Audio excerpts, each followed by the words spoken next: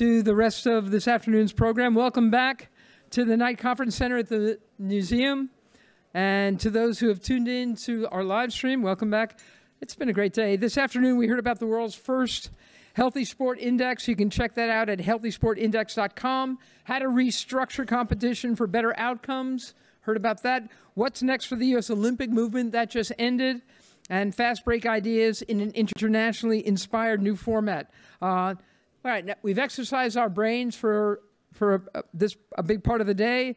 Now we've got to move our bodies. And to get us moving, I'm pleased to welcome Steve Boyle. He's the founder and director of 241 Sports and the National Association of Physical Literacy. Please welcome Steve Boyle.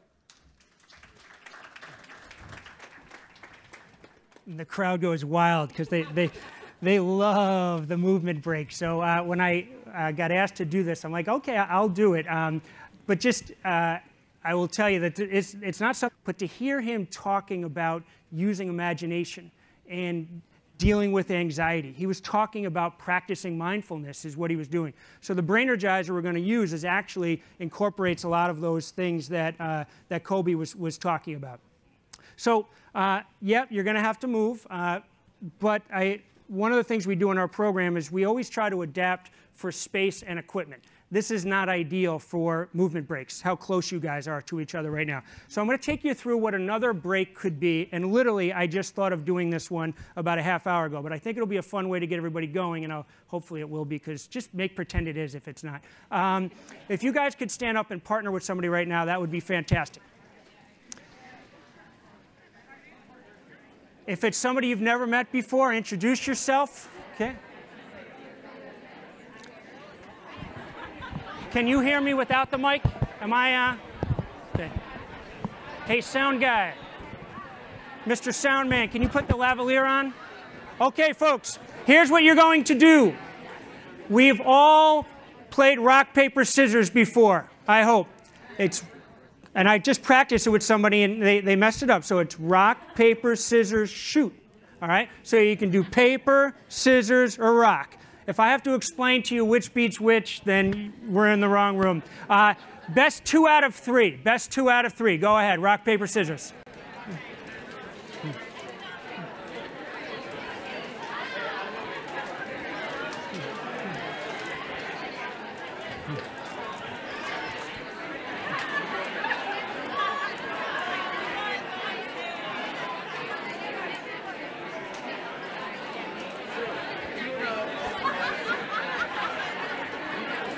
Okay, all right.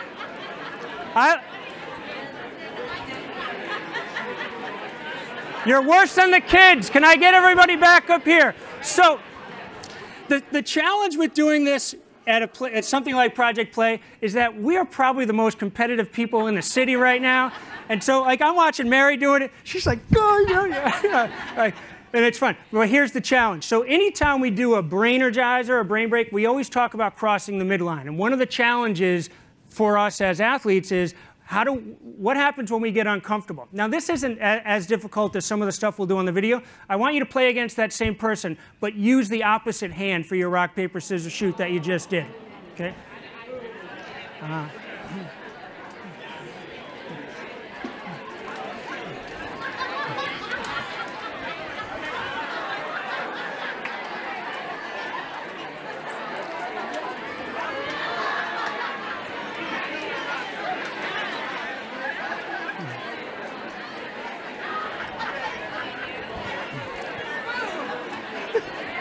We have a victory.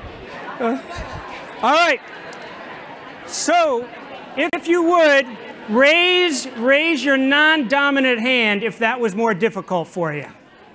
Okay. All right. So that's a little bit what it's like for kids to learn a new sport, right? And it's a small sample of for some of us, things come really naturally, but for some kids, they're really unnatural. So what we're going to do right now is called a brain energizer. And so we formed this in partnership with the University of Connecticut. And for those of you that are familiar with their basketball teams, they've done pretty well over the years. It's funny, we run a camp out in Denver, Colorado, and my girls come with me. See, I just got a boo right there. This is what I'm talking about. Oh, well, the Yukon women is what it's all about, right? All right. So when we go out to Denver, if my daughters wear a Tom Brady shirt, it's like they've, you know, that's a bad move. But I've come from Connecticut. So when I talk about UConn and other places, it can be dangerous. These are filmed at Gamble Pavilion, so do not hold that against me in any way. The kids in Connecticut, when we do it, like it because they get to experience what it's like to be in that space.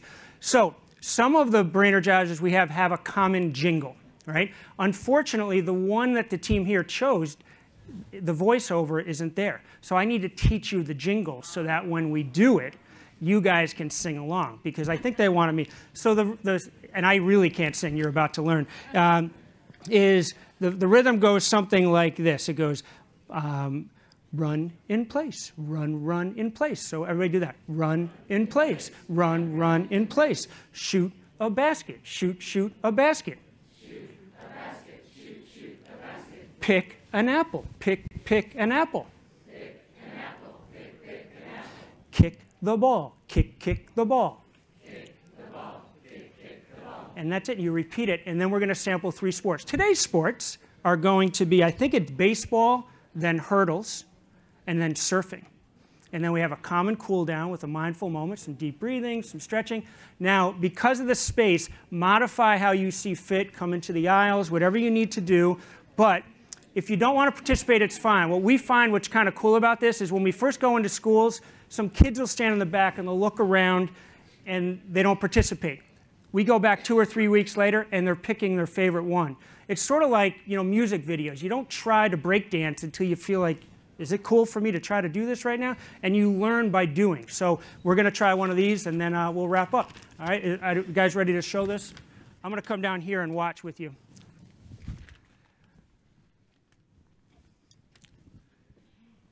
Brain-Energizers! Oh, all right, ready? That's not me. Hey everybody, it's time to Brain-Energize. Let's warm up with our fundamental movement skills. We're on a mission to move. Run in place. Run in place. Say it. Now all right, let's get thank back you to guys. work. So that was all of about 4 minutes, that particular one. So we have a library of about 20 or 30 of them that you can rotate through. If we had kids doing just 4 or 5 of them a day, that would add 25 minutes a day of actual activity. We do not, please, we do not intend to replace physical education or recess. Educators like them. It's based on Dr. John Reite's work around Spark. How many people have read Spark before? It's the great, if you haven't read it, you need to read the book. If anybody's interested in any sports sampling programs, whatsoever, by all means, seek me out. As the old coach, I hate to walk off the stage or a huddle without saying something like a cheer. So everybody's hand in, the opposite hand. Life's too short for just one sport. On 3, ready? 1, 2, 3. Life's too short for just one sport. Woo! All right, thanks, guys. Thanks.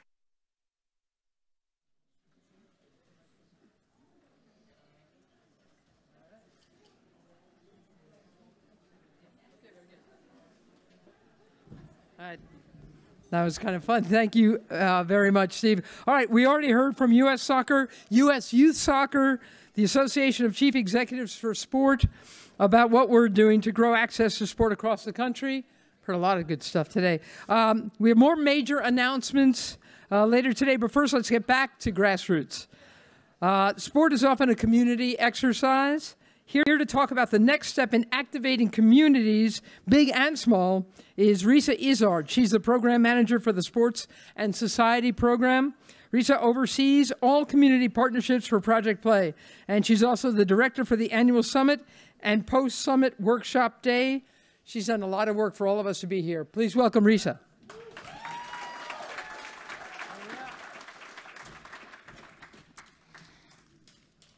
Thanks so much, Mary, and thanks to all of you for being here and to so many of you who are already our partners.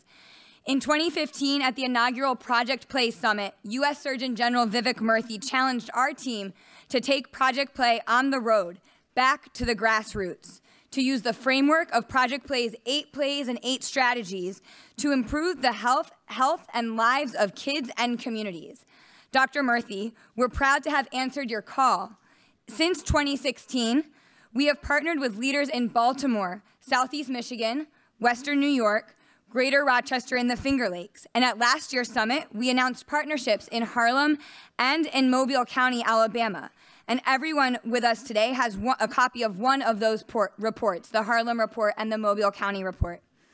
For the past year, a team of Project Play researchers in partnership with the Community Foundation of South Alabama and the Jake Peavy Foundation put together an assessment of how well Mobile County, Alabama is serving the health needs of kids and communities through sport. Rebecca Byrne, president of the Community Foundation of South Alabama, is here to talk about that.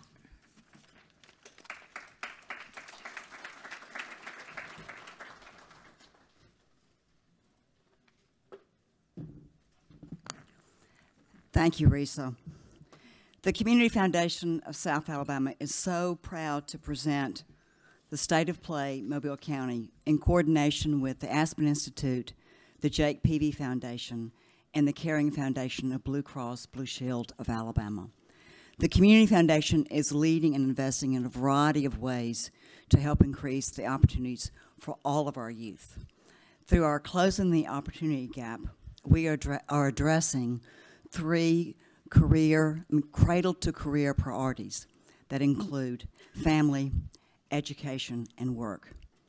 And we know, as all of us in this room know, that sports is an integral part of creating well-rounded and strong youth.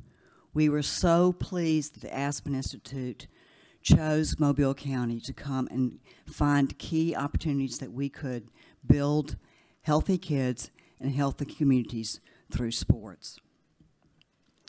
This report was guided by a task force. It includes 1,700 survey reports back from the youth. There were, it features 40 findings on strengths and gaps for for youth participation to sports.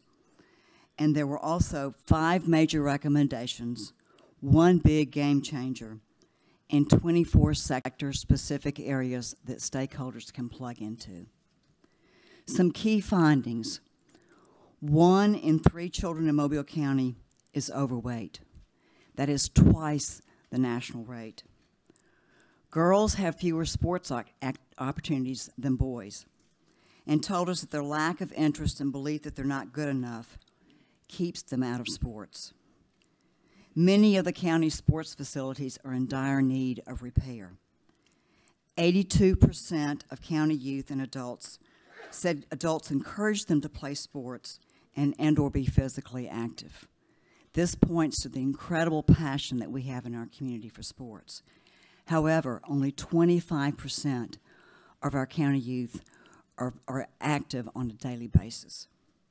If that number could reach 50%, 7,700 years of life could be added, and more than $101 million of direct medical costs could be averted. This is according to the Global Obesity Prevention Center for Johns Hopkins University. This morning we had the opportunity to hear from Owen, who is an 11-year-old multi-sport athlete, and we were all really entertained by Owen, but he is a remarkable individual. He has played both football, basketball, soccer, and baseball. His favorite, of course, as we all learned, was basketball.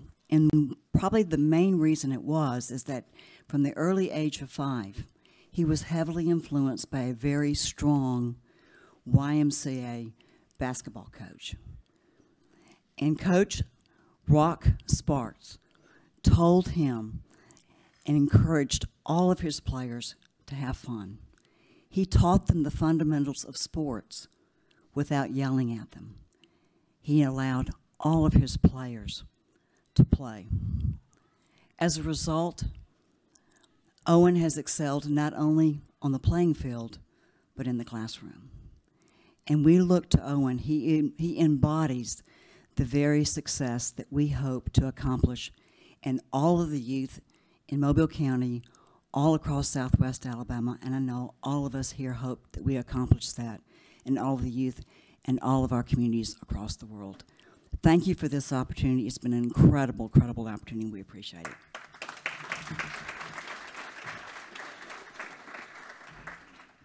Thank you, Rebecca. And thank you, too, to my tremendous colleague, John Solomon, who was our principal investigator on that report and a terrific teammate to the Project Play Communities team. In addition to releasing the Mobile County State of Play report today, we're announcing not one, but 2 new State of Play partnerships this afternoon. Please welcome Dr. Julie McCleary, a researcher at the University of Washington, to help us announce our first new partnership for this year.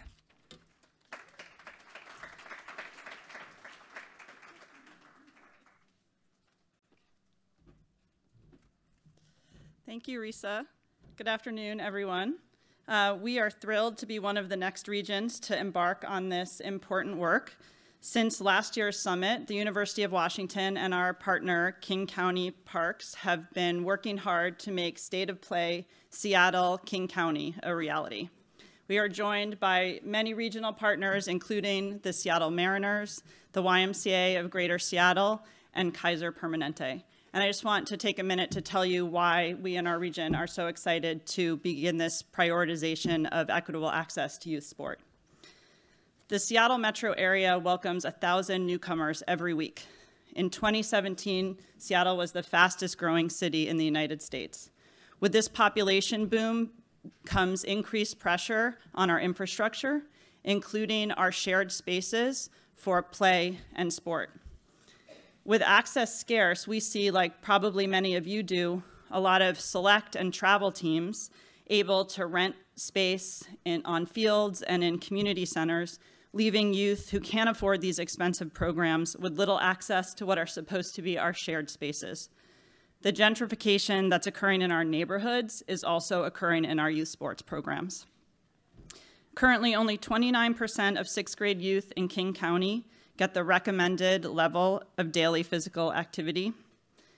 And the differential health outcomes in King County are striking, with Hispanic and Pacific Islander youth, as well as those youth who live in the southern part of our county, almost twice as likely to be overweight compared with the King County average. With the growth of pay-to-play models, scarce resources in schools, and limited facility space, these race and place-based disparities are only accelerating. So even as we struggle with these challenges, we are a region with many riches. We're surrounded by mountains and water, which offer bountiful opportunities for outdoor sports like skiing and rowing and kayaking and bouldering and mountain climbing. And all kids deserve access to these beautiful public spaces and to the mental and physical benefits of being active in the out of doors. We're also a hub for innovation, and we boast research centers that have developed smart mouth guards and smart helmets, which sadly are still only accessible to the affluent few. So we are eager to activate our community and dig into the data to learn more about the needs of King County youth. Through this State of Play, we think we can better understand how to unlock the resources of our region so that all youth can reap the benefits of safe, developmentally appropriate sport and physical activity. And we have the added incentive that King County Parks intends to use the results of our State of Play to shape both policy and budget for youth sports and activity moving forward.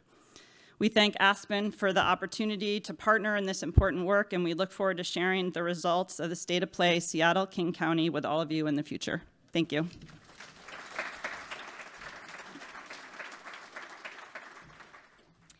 Thanks so much, Julie. Project Play is thrilled to be partnering with UW, King County Parks, and other leaders in the Seattle-King County area for one of our very first West Coast State of Play reports.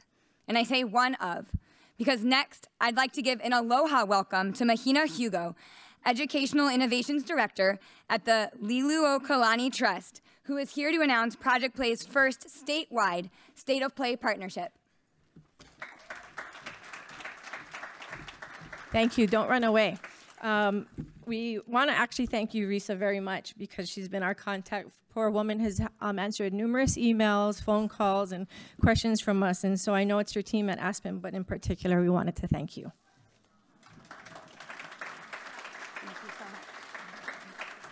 And Steve, wherever you are, I would have thought the brain energizers were going to be really good, but I'm the one that still has the left hand up. You know, the anxiety that you were saying with your left hand. There you are. Thank you very much for that. Well, aloha. Oh, that was not energized at all. Let's try that again. Aloha. Much better, thank you. We are very grateful and excited to announce our partnership with Aspen Institute for State of Play Hawaii. We look forward to developing high-impact strategic initiatives that will propel our kamali'i children to lead a healthy and successful future. Our area of focus is to increase physical literacy and wellness for our Native Hawaiian children. The Liliuokalani Trust is a private operating foundation that was founded in 1909 for the benefit of orphan and destitute children, with preference given to Native Hawaiians. We serve approximately 10,000 kamali'i annually through direct services and reach thousands more through collaborations with community partners. We believe in the resiliency of our Hawaiian children, advocate for their well-being, and build them pathways to thriving. Sports is and has always been a huge draw for our children. Not a weekend goes by where you won't see a majority of the parks filled with bright-colored jerseys, screaming parents, and smiling children.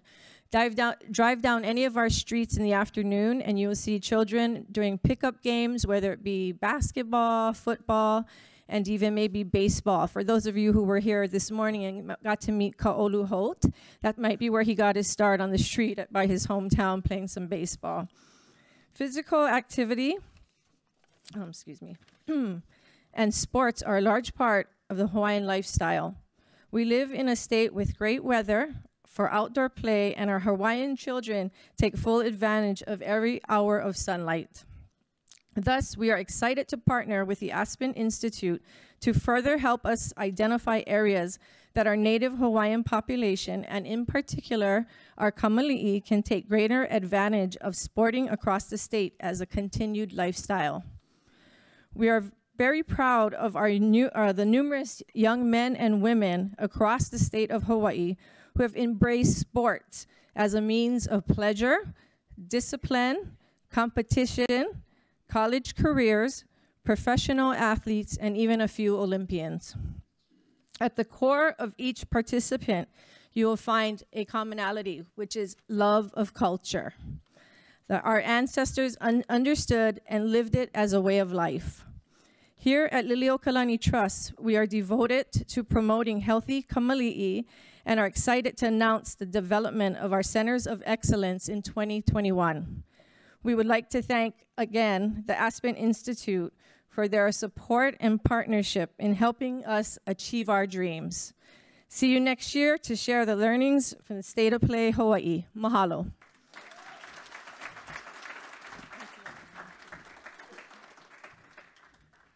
Mahalo, Mahina, and thank you for this beautiful lei. We look forward to working together to landscape the State of Play for Native Hawaiian youth and to sharing that and our Seattle-King County report with all of you back here next year at the 2019 Project Play Summit.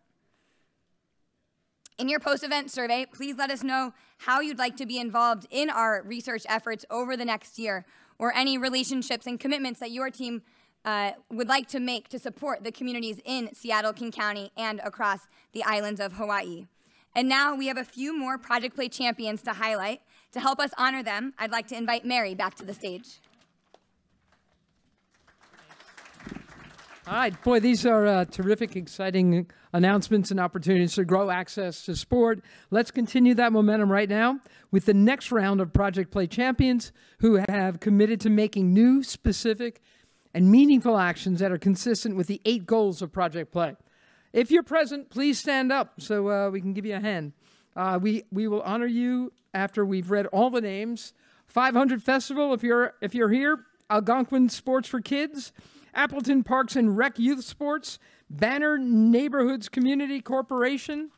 Detroit PAL. Dream. Fred Wells Tennis and Education Center. I-9 Sports. The Lindy Infante Foundation. MVP 360 Leadership Development Programs, Inc., National Council of Youth Sport, Rack It Up Detroit, Saturday Night Lights, Seneca Babcock Community Association, Up to Us Sports, Victory Sports Global Outreach. Thank you very much. to all our Project Play champions for making these meaningful commitments. Yeah, if you can read more about their amazing work by visiting as.pn/pp champions. In addition, the Ralph C. Wilson Jr. Foundation will be sharing their meaningful commitment tomorrow in honor of Ralph Wilson's 100th birthday. So stay tuned for that. All right, now it's my pleasure to invite Rania Bautista. She's the project coordinator for, there she is, for Project Play in Harlem, to introduce our next moderator and featured speaker. Hey, Rania. Thanks, Mary. My name is Rania Bautista. I am the project coordinator for Project Play Harlem, which we announced at last year's summit. Earlier this year, we released the State of Play Harlem, which many of you received when you checked in earlier today. In the course of our work, we learned of the Saturday Night Lights program. Capturing the attention of communities around the country, Saturday Night Lights often refers to the fanfare around weekend sporting events. In Manhattan, thanks to the effort of our district attorney, Cyrus Vance Jr., Saturday Night Lights refers to an innovative program that provides for open gyms and league play during the high crime hours of Friday and Saturday nights. DA Vance is here with us today to share the story of how communities in New York have laid the groundwork for unexpected municipal leaders to lead the way in growing access to sport for youth. In this case, the district attorney's office uses funds from confiscated drug arrests to support the positive community programming of, through sports. Cyrus Vance has been the Manhattan district attorney since 2010. DA Vance's achievements include launching Saturday Night Lights, his signature youth development and violence prevention program that funds world-class and fitness training in safe spaces for youth ages 11 to 18 across Manhattan. DA Vance is also known for his takedowns of major gun traffickers and international cybercrime operations, the first ever convictions on New York State terror charges, and the allocation of $35 million to help end the national backlog of untested rape kits. He has reduced unnecessary incarcerations and ended the prosecution of thousands of low-level nonviolent offenses annually. Most recently, ending the criminal prosecution for marijuana, possession, smoking, and as well as turnstile jumping. DA Vance is the co-founder and co-chair of the Prosecutors Against Gun Violence and co-founder of the Global Cyber Alliance. And here to moderate the conversation is Luis Fernando Llosa, a Peruvian-American writer, editor, speaker, investigative reporter, youth sports consultant, and full-time father coach. His first book, Beyond Winning, Smart Parenting in a Toxic Sports Environment, co-authored with Kim John Payne and Scott B. Lancaster, is a candid practical guide to help parents navigate the fanatical results-obsessed world of youth sports. Youth sports have been a primary passion for Llosa, who has coached soccer for 25 years and humbly acknowledges he knows little and has mucho to learn. He recently co-founded Whole Child Sports, an organization that aims to help develop a healthier and creative youth sports experience for kids across America. Thank you both for being here with us today.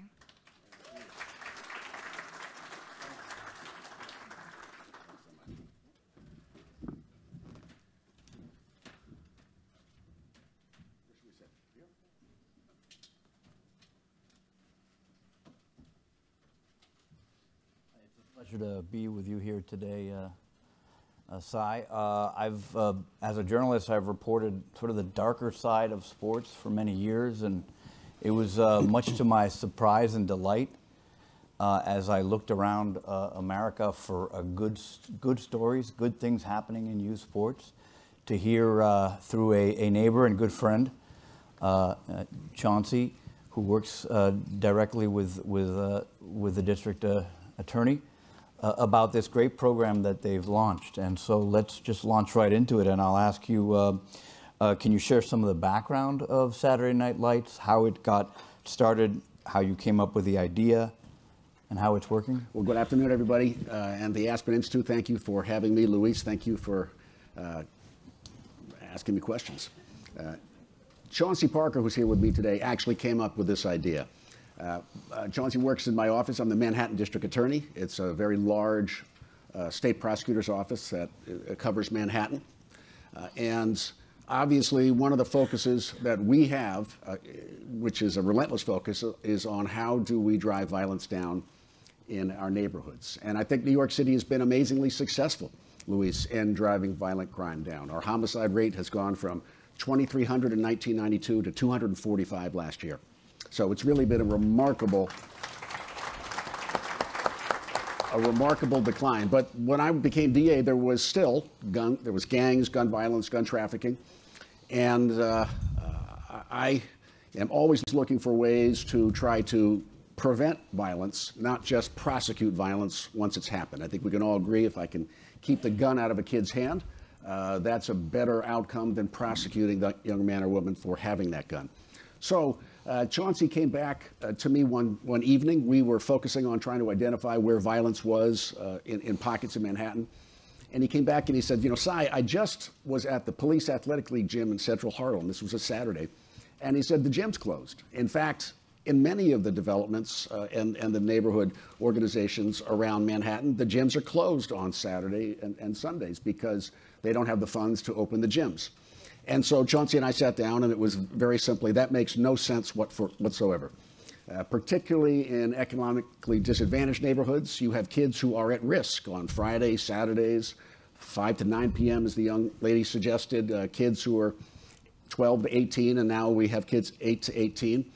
And they want very much to have some place to go where they will be given exceptional opportunities. And so what we did was we started with one site, brought in essentially professional basketball trainers, the guys who train guys like Kobe Bryant, who was here this morning, who really are, you can't get these guys even if you're a millionaire, but they agreed to work for us.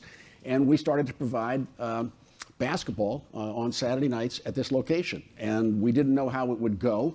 But after about 2 months, the place was jammed because kids knew that what they were getting, they could not get anywhere else. And they came for the basketball, and then they stayed for the experience, not just the basketball, but for the team building and the experience of being in a really beautifully managed sports program. And that's how it started. We started with one location. Now we have 14. We've served about 12,000 kids. We're going to move now out to the other boroughs of the city starting in January, so we'll add about 2,000. And we have moved from basketball now to offering programs in soccer and rugby and tennis because people have different loves in sports, and dance as well because not everyone wants to play with a bat or a ball. And so that's where we are today. And without Chauncey, it wouldn't have happened. And without the parents who were bringing their kids in, it wouldn't have happened. And without the kids who bring their little brothers and sisters along who have got their nose up against the glass window and they see what their older brother and sister is doing and loving it. And so they're the next generation of kids who've come in. So there, today we've been focusing a lot on sort of grassroots local work with kids and organizations. And also on the quality of coaching. And I think Kobe talked about this too, the great coaching that he got. One of the things that interested me when we spoke earlier was that the big draw for these kids, and you mentioned it briefly, but I'd like you to talk a bit more about it, was not simply that you were given an opportunity to play basketball on a Saturday night rather than, you know, vandalizing or committing a crime. Or being victims of a crime. Or being victims of a crime, exactly. But that you brought really masterful coaches who weren't just there to teach them moves, but to show them a way of being. Well, I think those of us who played sports growing up, and I'm sure it's a lot of the people in this room, I think we all realized how powerful an experience that was in our upbringing. And it gave us a sense of confidence. It gave us a sense of teamwork. It connected us, as it does in Manhattan, sometimes with youths who are, in other, who are in conflict with you because you're associated with different parts of the community. And the basketball program brings all those kids together and breaks down some of those barriers. But what you need is you need really first-class, world-class coaches. Now, we all, if you put 20, 15-year-olds in a gymnasium you would expect a lot of noise and probably a lot of disorganization, even if you rolled a couple of basketballs onto the middle of the court. But when I was going to Saturday Night Lights, what blew me away is you had 20 to 30 kids who were absolutely laser focused on what was being taught, who were dead silent, who were taking their drills so seriously, and that's what comes from superior coaching. Those kids are motivated because they know they're getting something special, and then the word gets out, and more people want to join. And thank God for the coaches. They make all the difference, and we really wanted to do one thing well, to do sports well. It's like Starbucks does one thing well, it makes coffee. And maybe if it starts selling other things that's not as good as their coffee, we really want to stick with one thing, which is doing superior coaching in these core sports programs. Can you talk a bit more about setting this program up, where the funding was coming from? Raina touched on it a bit, right, but if you could develop that a bit more. And also, how hard was it to make this happen logistically and politically? The funding comes from aspects of our work as a prosecutor's office. We do prosecute drug dealers. We also prosecute large financial institutions, and sometimes the penalties associated with those prosecutions are enormous, in the many, many millions of dollars. And this really is, I realized, was an opportunity for our office to take the proceeds of criminal activity and not buy cars or more things that are more furniture, more cars for an office or for police, but to invest these dollars in our communities, where the money, particularly today, is no longer. And so this was our opportunity to invest in our communities. Again, for me, the message that I want to send and the result that I want to achieve is I want to use, crime fighting isn't just about what you do in a courtroom. Crime fighting is using all the strategies and tools you have in whatever government position you have to affect the behavior of kids and others in your neighborhoods. And so the funding came from our criminal prosecutions, and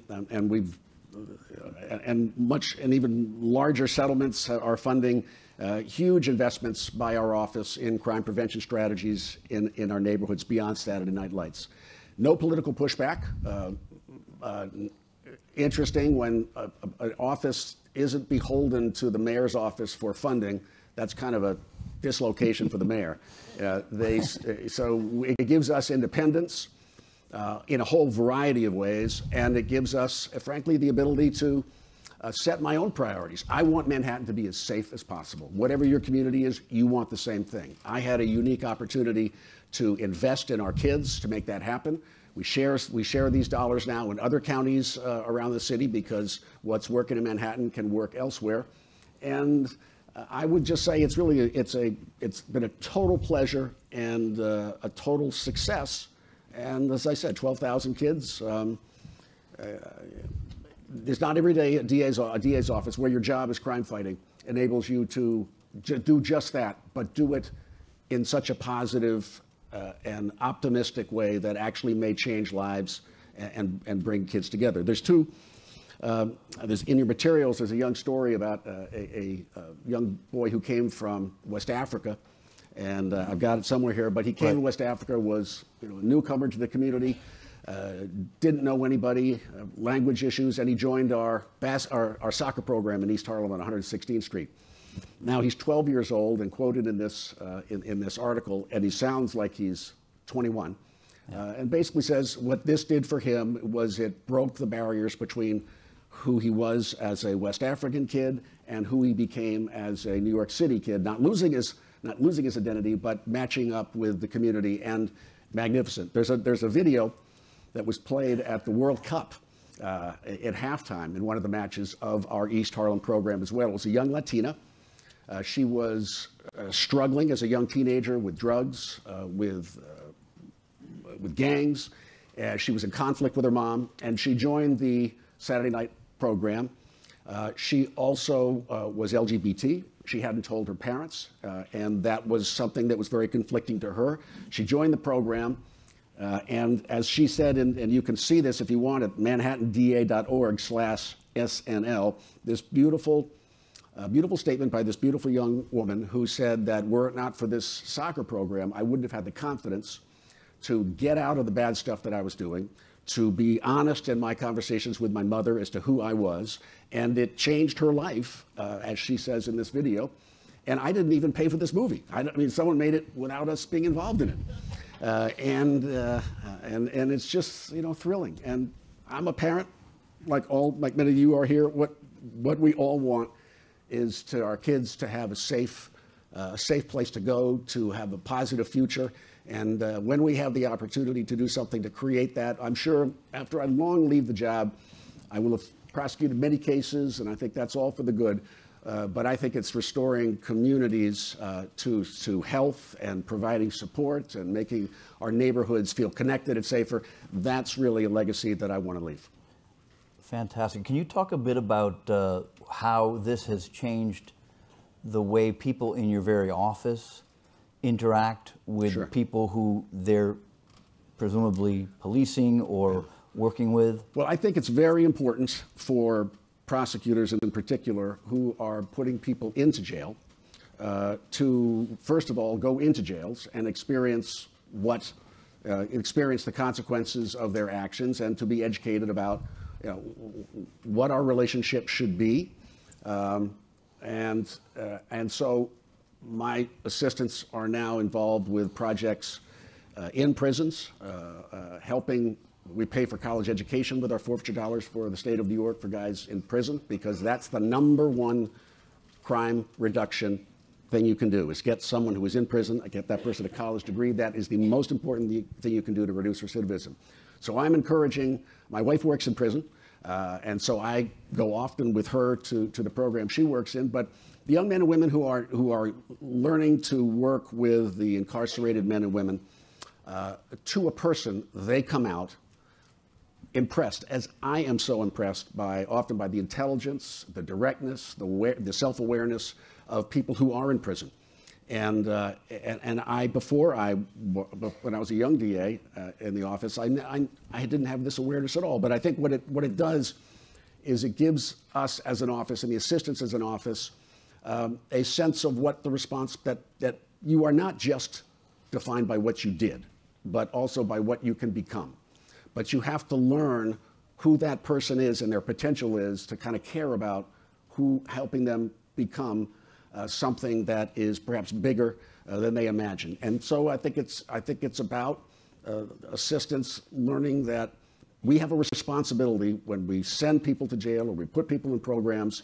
We have a responsibility for the outcome when they come out. And we have a responsibility to make sure that we do everything so they succeed when they get out, right, so they don't go back into the troubles that got them there in the first place.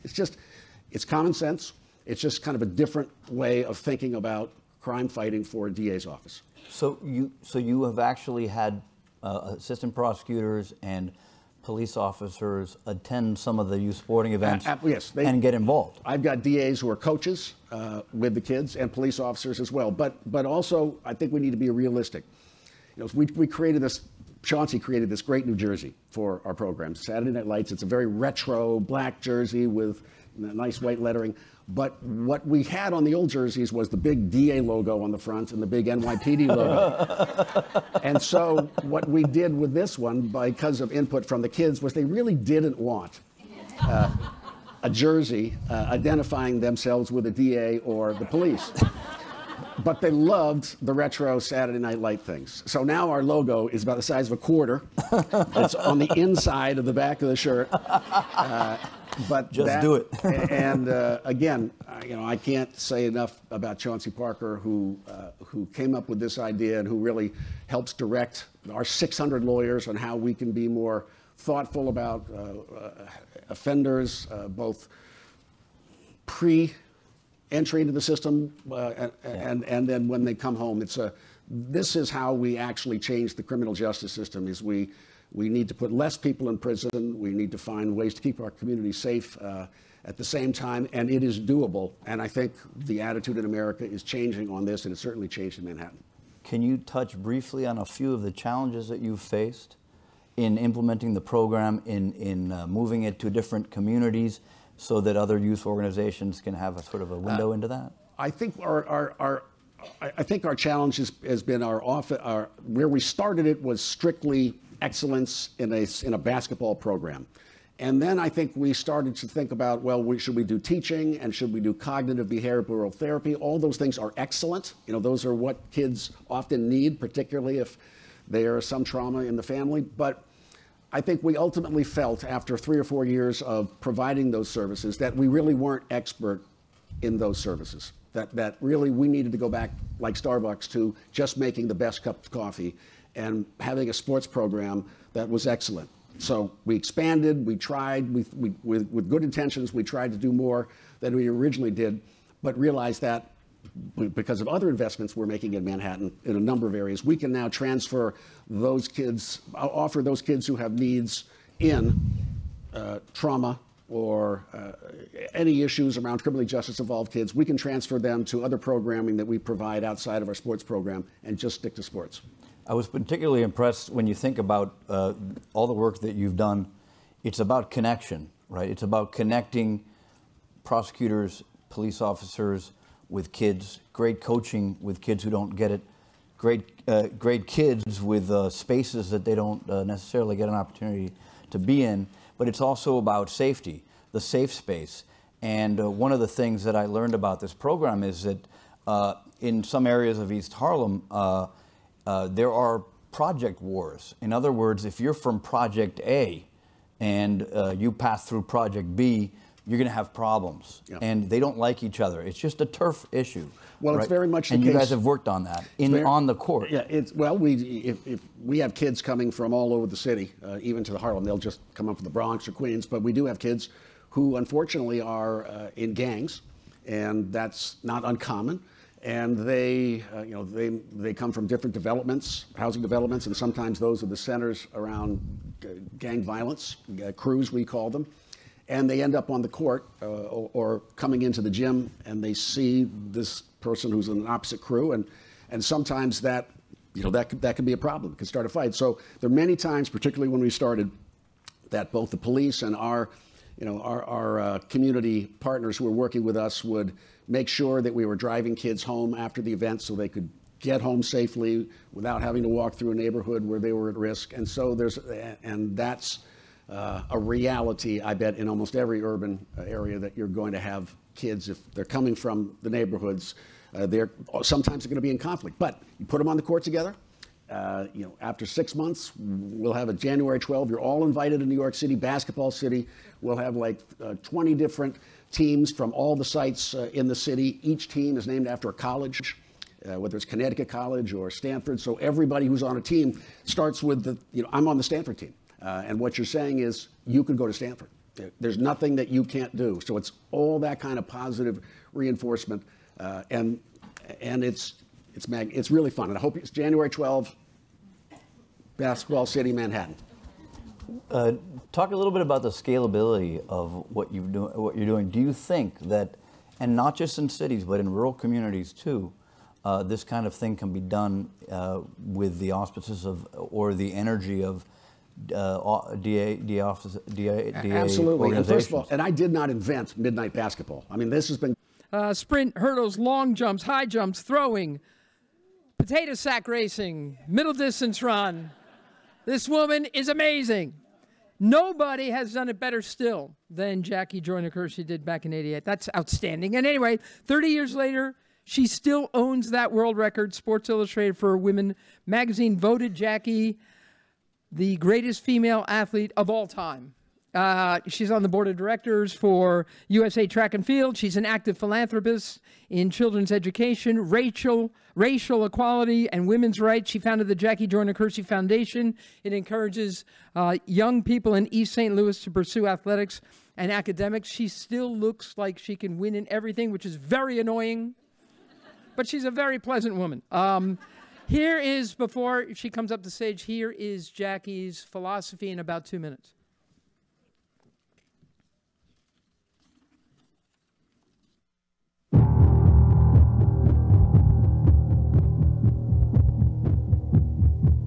We all face challenges.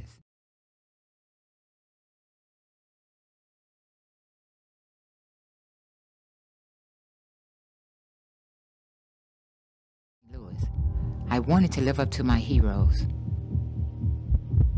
I had to fight for my dreams against asthma, injury, and grief. But in pain, I found my power. So I worked, and I kept working. Those who believed in me gave me strength through the adversity. After all the tears and torn muscles, I won. But true victory is bigger than the Olympics. Victory is recognizing the goal in yourself.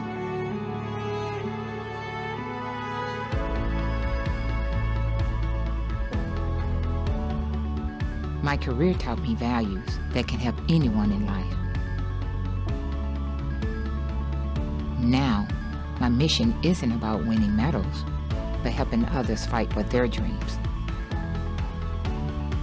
My wish is to see everyone take up the torch, because I believe anyone can win in life.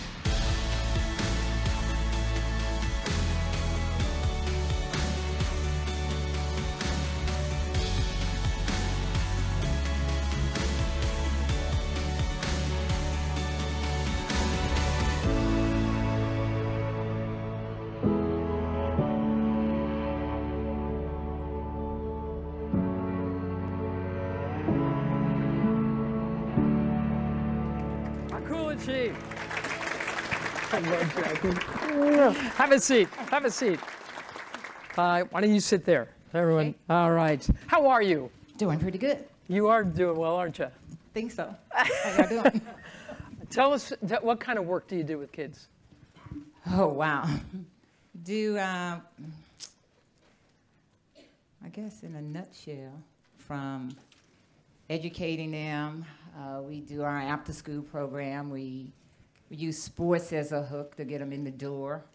But the main goal for me is to expose them to the things they don't think they need to be exposed to. Like what? Making sure that each and every one of our kids can read at grade level. You know, and we do door-to-door transportation, pick them up from the school, bring them to the center, we feed them, and then they go and do enrichment, and then they do the sports. And well, we just don't call it sports, you know. For us, winning in life is more to it than, you know, the life skills, the character development, and the leadership, but it's movement. And our goal is ready to move and move when ready. So we're very inclusive. So how long has it taken you to develop this magnificent sounding program? Oh, wow, I lived it. It was created after my autobiography, and we will always do it, but 3 years it took us to take what I had been doing for years and talking about it and having different programs, having different events over 25 years to put it into the different levels from preschool to upper elementary to middle school, high school, and then also now on online for student athletes on the collegiate level. Did you have that when you were a kid? Did you have that kind of a program, those kind of resources? Did you have those kind of coaches? How did you get to be you? Well, it's not that I had it, you know, or we did have the coaches, you know, and every coach, or before they became a coach, was a parent. Yep. Parents volunteering their time to be out there with you on the weekends, and when my parents couldn't afford for me to go or didn't have the resources to make sure that I would be able to eat, that those coaches made it possible. When I would sit there and say that I wasn't hungry, and we'd been at a track meet, anybody do Junior Olympics, you're out there 8-9 hours, and so they would like, just go in there and eat, go get you some, go get some anyway. Yes. And I was like, okay. You know, but that connection and those connectors made a difference. Of course. In teaching me about volunteering and, you know, and wanting to give back in a small way. How old were you when you knew there was something special about you as an athlete? And how old were you when other people noticed that this was someone special? You know, I think that it wasn't like, I knew because all of us, we were special in our own way. you know, and when I first started running track, I was 9 years of age, and I finished last in the 400 meters. And so I had a goal, if I could improve a 1/10 of a second if I was running, or a 1/2 inch if I was jumping, that meant the work that we were doing were paying off. And I guess I could say when I was 13, I was in Faces in the Crowd, Sports Illustrated. Oh, yeah. You know, That's a big deal. But at that time, it's like people say, "Oh, you're in Sports Illustrated," but I didn't know I just had a little face. But anyway. How many covers of Sports Illustrated do you end up on? Yeah, 3. How much access these days do kids in East St. Louis have to sports, to coaching? Are there big gaps that your program tries hard to fill? You know, we really try to be a supplement to the schools, both academic and athletically, and collaborate, because I think collaborations is very important. Yes. And we recognize what we might do well is not to try to overstep. So if we're dealing with trauma or anything that deals with some mental issues, that we have someone that come in and help us in that area. And then for us, we provide the fields. Our fields are our baseball and softball fields are the home fields for our high school. And then also, there's 2 schools on the Missouri side of the river that they use our football field as well as our soccer fields. I see. So we really try to make those collaboration work, you know, because in they partnerships, and they are dear to my heart, and as well as a thread, you know, through the community, not just in East St. Louis, because that river shouldn't divide us, it should unite us. And St. Louis is, the Mississippi River is in Missouri, and East St. Louis is in the state of Illinois. I see. And that's a big deal to some people? Oh, it's a huge deal. It is? Any of you traveling on an airplane and you sit next to someone, you're going to St. Louis, they're going to say, now don't go over to East St. Louis. Really? So I'm trying to tell you, just come on over. You come visit the JJK Center, and lots of people to show you lots of love. How big is your place? How many people do you have on your staff? Well, we have a very, very small staff. We sit on 37 acres. From 2000 to 2015, we were right at 40,000 square feet of just what you saw, you know, in the video, gymnasium, you know, our enrichment, our dance, science. But then in 2015, we added another 20,000 to do a partnership with Head Start, because those kids are feeder kids into our program, and we only have 7 staff. Wow. And you're doing a lot of work. And we have a lot of volunteers that do. 2 people keep our grounds cut, and we service over on the daily. Our ADA for our after school is anywhere between 150 to 250 kids. Nice. You know, and then our Head Start have their own staff, and there's 164 kids, young guns I call them. That's there. And the youngins? So we rely on a lot of help with volunteers. That's what counts, huh? So it said that in America there are 120 sports available to kids. In East St. Louis, how many would you say are available? Ooh, we have the traditional sports. Yep.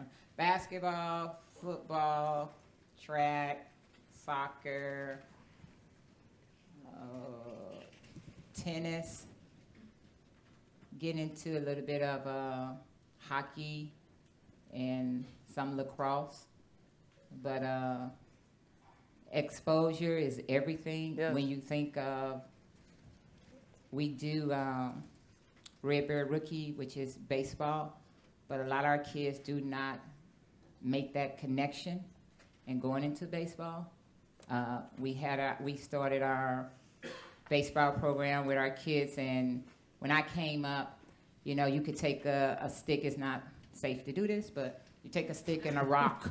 How many of you have used a stick and a rock to play? But, you know, oh, yeah. So when we introduce our kids to just the fundamentals of baseball, and when they would the bat connects with the ball. Yes. You know, first is to the right, and third is to the left. So they were going the ball to third base. So just the education and teaching them and just exposing them not to one particular sport, but just the basic fundamentals that I think that you would need in any sport that you desire to pursue. How, what problems do you find, especially like with the underserved kids? What do you go up against the wall on more often than anything? That it's an equal playing field. Yeah. And that not everyone could win. And when you fall short, you know, everyone is not trying to cheat you or take something away from you. Is that the work ethic and working hard is throughout, not in that moment, but for life. Yes. So getting them to understand that the odds are not against you. Just because you live in an underserved area, you work hard, you show up, you perform, you execute, you win, you lose, you draw, you walk away, you take something from it, and you come back the next day to practice as if you hadn't achieved anything. I got to ask you, do these kids know who you are? You know, so we have this really, really fabulous building. You know, I go into the schools, and so they know JJK, and it's the JJK Center. And then with my program director, so when you put the 2 and 2 together, you know, because sometimes they didn't read about me in their history book. You're making it sound like cave paintings. Right? It's the strangest and the oddest thing that they were like, you alive. It's a miracle. See? Well, that's... Okay, a moment for Jackie to recover. No, but I guess what I'm asking, what I'm saying is that you are proof that you know, some kid, and you had health problems as a kid, you are proof that you can achieve things, they can achieve. It's something coming out of your mouth. You know what I'm saying? You are, you know, from the history books, from the mists of time. You are living proof. I mean, preach, you know? Say it to the back of the room. You know, you know, that's one of the things I chose to go back home, to live in the community, because it was very important to me that they be able to touch, be able to have a conversation with me, and not just see me on newspaper or on television, because I want them to really know that I walk the same streets. Exactly. You know, I work with the same people, and that the impossible is probable. Yeah, baby. You know? Yeah. No, that's important. But it is very important, because I went to UCLA and they think I'm in Los Angeles. Yes. And when I come home, it's like, you know, you should be in Hollywood. And I'm like, Hollywood is where you make it. It's right here in East St. Louis. This is Hollywood. You know, so really getting them to understand that it's okay to go away, but come back. Yes. And we were always taught to bring back, share what we've learned. Yes. So we can help the next generation. Do you do some coaching yourself? I would be very motivated by you. And how good are the coaches in East St. Louis? You know, I do coaching. You know, I work with my husband. He doesn't consider me a coach. You know. Yeah. What did you ever do? Yeah. So, but I still work with the high school, and I still do a lot on the elementary school level and middle school. But then also through our programs, our coaches, they have to go through our Winning in Life curriculum. Mm-hmm. You know, there's a certain standard. You know, I believe you win and lose alike. You know, and that's to be instilled in them so they can instill it into our young people. Yeah. You know, and at times it's very challenging, but we are who we are and what we represent. If you don't fit into that, then this is not the place for you. You know, and you can go somewhere else and carry on the behavior you want to carry on, but you will not be doing that under the JJK logo or our banner, in a sense. Well, now there's a new course created by the USOC that's free.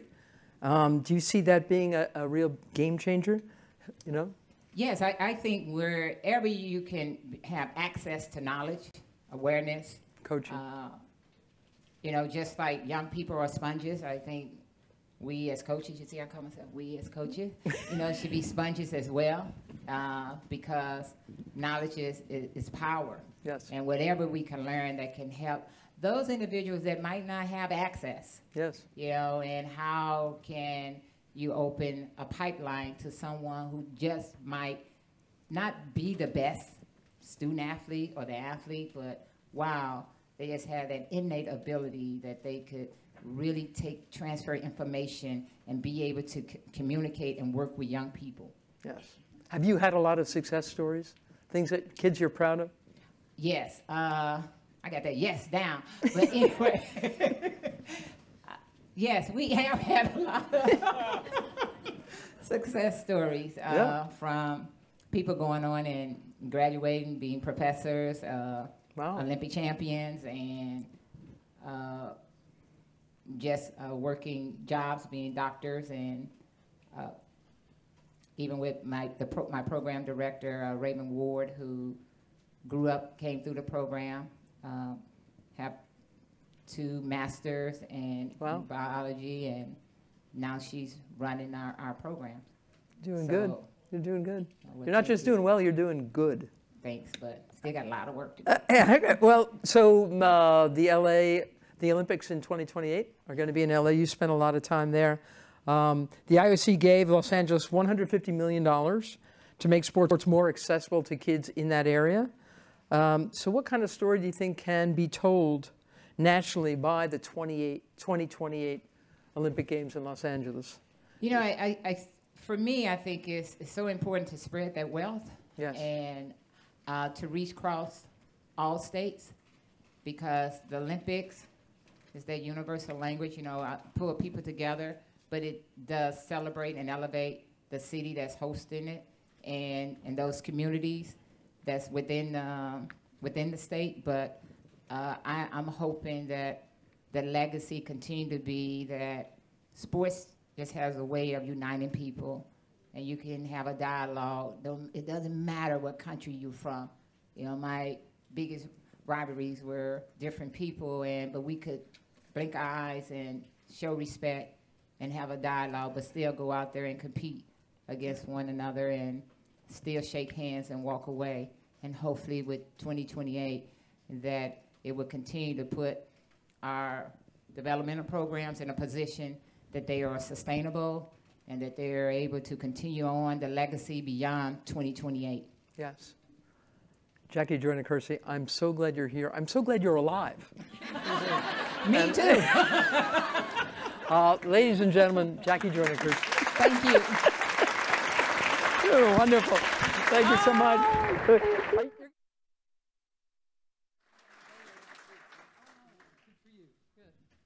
Oh, what a miserable human being, huh? Well, what are you going to do? Yeah, some people, that's just how it goes. She is so special, just magnificent. All right, the next session is going to highlight some of the exciting work of Project Play 2020. It's a multi-year effort by leading organizations to grow national sport participation rates and related metrics among the youth. Announced at last year's Project Play Summit, Project Play 2020 represents the first time that collective, coordinated action is being taken on a national level to develop shared goals around making sport accessible to all kids. We're talking an awful lot about access today, regardless of their zip code, regardless of their ability. So I'd like to invite back Tom Ferry to introduce our panelists. Thanks, Mary. This panel is called How to Empower Parents as Agents of Change, and we're going to kind of cut it into 2 different pieces.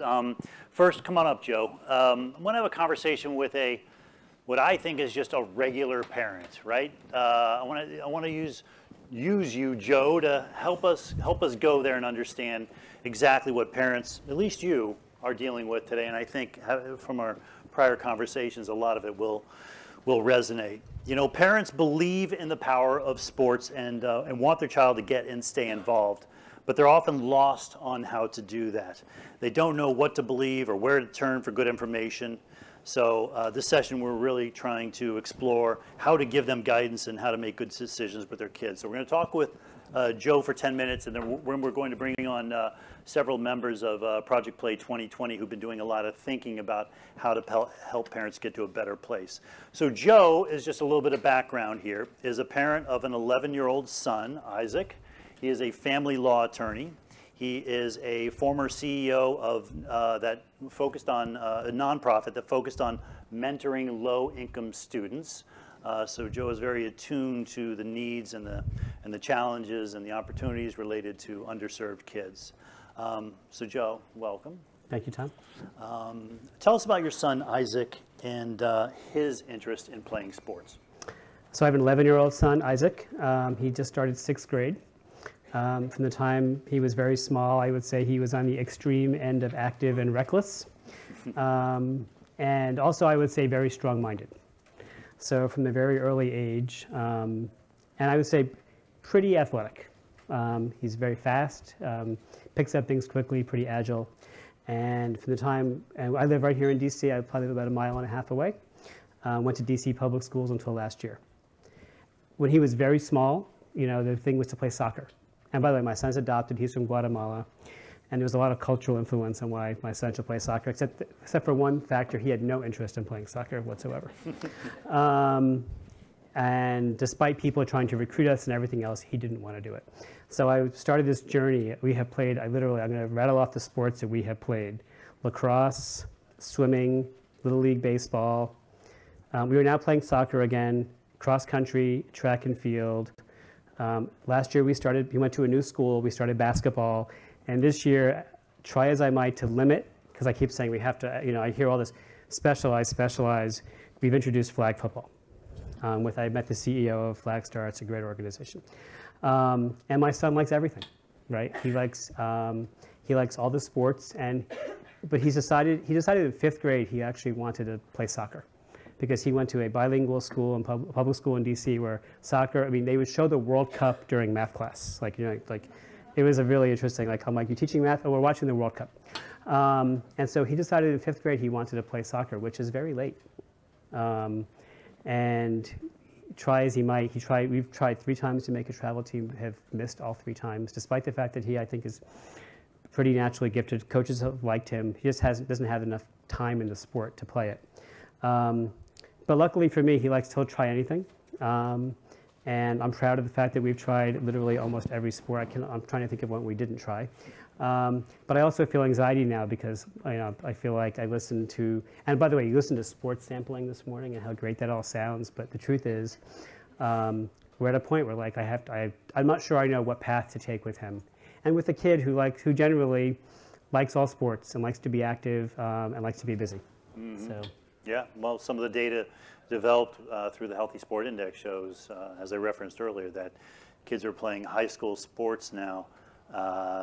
In a number of sports are specializing by age 10. So that's what we're up against. I imagine that's. I missed that window. Yeah, which is sort of, how do you feel about that? I feel I feel somewhat anxious about it. And you know, my spouse was a Division I cross-country athlete at a major university with a great program. And we actually have tension in our household about this topic because he says, don't put pressure. Let him have fun. Sports should be fun. The most important thing is school, because there were a lot of trades that he made in his academic education to be able to be a Division I athlete. And I think he regrets some of that. I'm like, I want him to be able to play a sport in high school. I have 2 sets of parents that have kids that just entered 9th grade into DC schools, and neither of their kids were able to make any high school sport because they were like me. They were like, kids should play everything. And they're upset because, you know, the kids now don't have, and they feel like it's not just because they want them to play a sport, it's the way to be connected to the school. My son loves wearing the jersey with the school name on it, loves it. It's a really important way to keep him engaged and feel proud. And I'm nervous that on the path he's on, like, will he be able to play any high school sport? And if he doesn't, what does that mean for his participation in any sports? I don't know, like, what's around for high school sports for him, but I would rather have him do that than play Fortnite. If any of you guys have kids, like, That's all you do is you fight Fortnite, right? No, I want him to play. I'd rather have him be active and play sports and learn all the lessons that we talk about. But I do feel very anxious that since I missed that 10-year-old window that I learned about, what does that mean for him in the long run? Do I have to cut things out that he currently enjoys doing with his classmates? You know, if I go home and say to him, okay, we promised we were going to focus on cross country and soccer, but you want to play basketball. You can't play basketball because you have to do soccer all winter. He'd say, well, all my friends are playing basketball at school. You know, and by the way, he's the worst kid on the team because he never played before last year. The first time he picked up the game, well, he ran across the court like Emmitt Smith, holding the ball. He ran down the court. I thought it was super funny, but apparently the coach and the refs did not think that was so funny. No, but he's, you know, like, he's not going to play, you know, like, he's so far behind the kids I've been playing since 2nd grade. And I think it's ludicrous that I have to sit here and worry about the fact that he's 11 years old and 6th grade, he's far behind in it's a very long journey in life. But you put a lot of resources, too, of your time and your effort into figuring this out. As much as you spend on academics or maybe your retirement plan, you know, I spend on this question. I don't know, and how to navigate it is very unclear to me. And I don't know what I should be shooting for. I don't have a goal. Like college scholarship, probably not. I'm fortunate that that's not a real issue for us. For a lot of families, it's a very important, significant issue. But what am I aiming for? Truthfully, I don't even know. I just would like him to be engaged in it and feel confident when he plays. Yeah, I mean, the irony is, a little bit of bias, I've known Joe since high school. We've been friends for a long time, fraternity brothers, all that. I don't remember you being an athlete back in high school. Because I wasn't. I was a geeky kid. So why do you value sports so much? Why do you want your kid, what is it exactly? I think part of it, I'll be honest, part of it is the experience I missed. Yeah. Because I didn't have that. Back in my day, it was like, you sort of did whatever you wanted. Your parents didn't even notice. You know, like if you wanted to sign up for something, you did. But if you didn't want to sign up for something, it wasn't like my parents were riding me in academically or athletically or anything. And so I wasn't a great athlete. And so I didn't sort of naturally find my way there. And I regret it. Like I want him to feel like that sense of team and that sense. I want him to have sports for life. So like I think that as an experience, part of it is what I missed, which is converse to my spouse, who it's all he did. Texas State cross-country champion. Like you don't do that if you're not really good at it, but felt like missed out on other things in life because of that. So like we have a very interesting dialogue going on in my house about where all this sits. But I want him to be able to go when he's older. Like I think about in Washington, right, where we live, there's a basketball league of people that play, you know, in business and politics. They play basketball. I want him to be good enough that he could do that when he's older, you know, and feel confident that he could play basketball.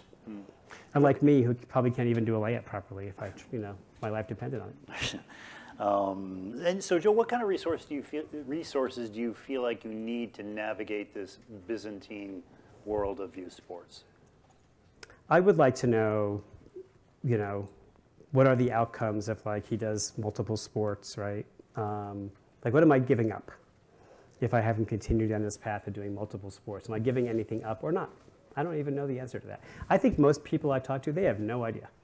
Most parents I talk to, like that are involved in travel soccer, which is huge in Washington, like they've been involved in it so long, they feel like they can't give it up now because they've had their kid in it and they spent all that time in it.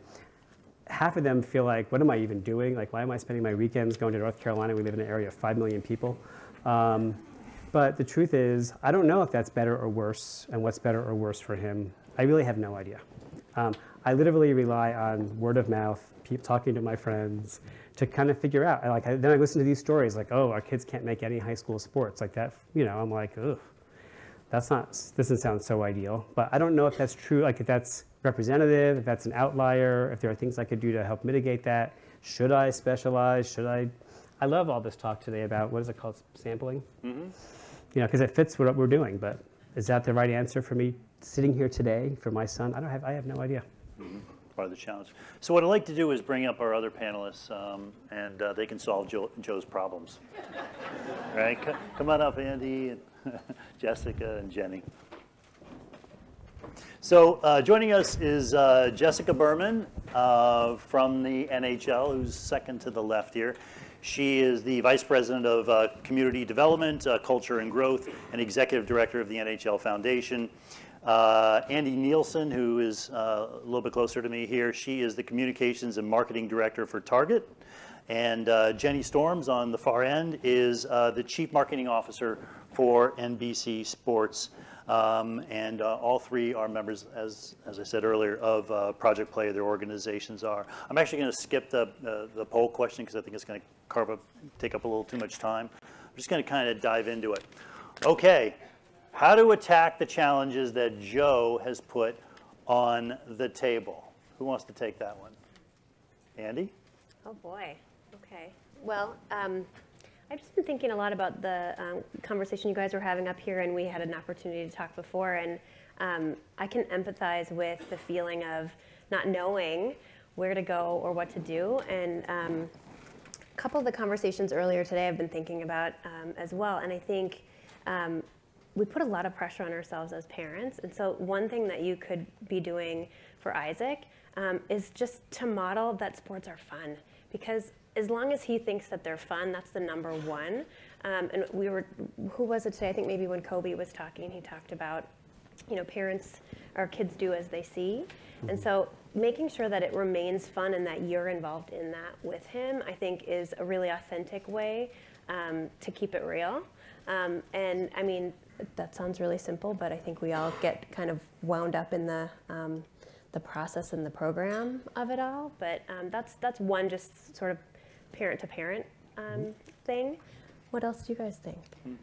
I would say you said at the end of your remarks that you didn't know what you were looking for, but in your remarks you said there were two things you were looking for. You were looking for Isaac to feel part of a team, and you were looking for him to have opportunities to build confidence. And that's really the value proposition that sports should be providing. And the idea of whether you should sports sample, whether he should participate in only one sport, ultimately it's the sports organization's job to make sure that you understand the value proposition that they're providing. And I think that's really what all of this is about, really making sure that sports organizations understand the importance of communicating with the consumer, which is the parent, about the value proposition they're getting through their sports experience. And I think too often the communication is around logistics and administration and whether there's a win or a loss, and that's not really what kids care about, and it's not really what parents care about.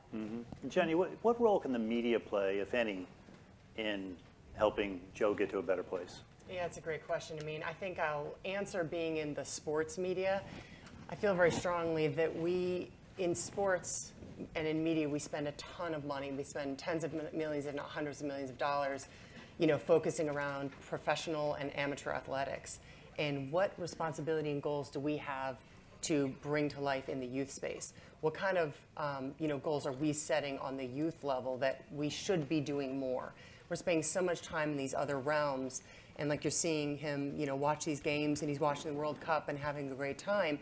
But we need to ensure that if we're the people that are bringing that to life, we're also spending the time and the energy on balancing with youth sports participation and making sure that not only are we bringing the athletes into these sports organizations for the future, but we're also responsible for building the healthier communities, the healthier lifestyles, and that we are supporting less of spending all that time on Fortnite and spending more time in the active lifestyle. So I think having a commitment as a sports organization is so important if you're going to be part of it at the highest level. And from a media standpoint, remember, we are the communicators. Anybody who's looking at a phone or an iPad or you're watching television, essentially we are the massive communicators out these days. And we have a responsibility to Joe to help him discover, navigate, and encourage. We absolutely have to do all of those things across media, not just sports media, but we have to provide the tools that give him the opportunity to find what he's looking for, navigate through and find the right programs at the right price, at the right level for his son. But then more importantly, it breaks my heart to hear Joe talk about being discouraged in this realm. Like youth sports, you said it, it's fun, it's great. For someone to be so discouraged and talk in that way is, it's really disheartening. And we also as media are responsible for promoting the encouragement and promoting the reason why and ensuring that we do that to the parent. Stay with it, Joe. It's great for your kid. Isaac's going to be a better person. He's going to learn those life skills. What are we doing to give that to you? Mm-hmm. Jessica, anything the leagues can do? Yeah, I think the role of the league is really to be inspiring the rest of the community in its sport. We talk about the hockey spine. I know someone earlier, I think Matt Young, talked about the sports spine. We talk about the hockey spine, and we know that the NHL is the North Star and that we have an obligation to the hockey community to really challenge them to do that. And the other thing that we can do is really harness the voice of our players. And we know that NHL players could have a voice in this because their experience in this regard actually illustrates exactly the points that we're all emphasizing. And so if parents knew that hockey players, for example, may not have specialized in hockey until they were 12, that would be really compelling because whether you like it or not, parents and kids are going to aspire to play in the NHL who are playing youth hockey. That's just human nature. They're ambitious, and that's okay, and we should meet them where they are and give them the tools and the information to empower them. One of the things that you'll see later this year is that we've actually worked to pull all NHL players to get this information, and we'll be releasing that, which I think will be really compelling data to support the fact that to the extent you're working towards this or you aspire to be like Sidney Crosby or Connor McDavid, you would want to know that he didn't specialize until he was 12, and he played X, Y, and Z sport until age 15. And in fact, some of them were multi-sport athletes at the highest level through high school. Mm-hmm. And we have that in aggregate data as well as individualized in some cases. And I think that data is going to be really compelling to parents and to kids who want to know, how can I be like you? You're my role model. Right. I'd like to pull up these slides here. I don't know, is this on the side? With the 3 pieces of creative from Arnold Worldwide. We would like to really thank Arnold Worldwide, which is one of the top agencies in the world, for developing these for us. Each one is tied to one of the priorities that we're looking at within Project Play 2020, which is coach training, sports sampling, and asking kids what they want. And they're really compelling because it underscores some of the points we're making here. You know, the idea that there's only one sport as an option. And if you look at the one on the right here, when it comes to kids in sports, winning is ranked number 48 among reasons why they play. Let me ask you this, Andy. Is there can retailers like Target, can industry in general help elevate the voice of kids and what they really want out of a sport experience, and and help basically foster the knowledge and the conversations that are just not even happening in homes across America right now?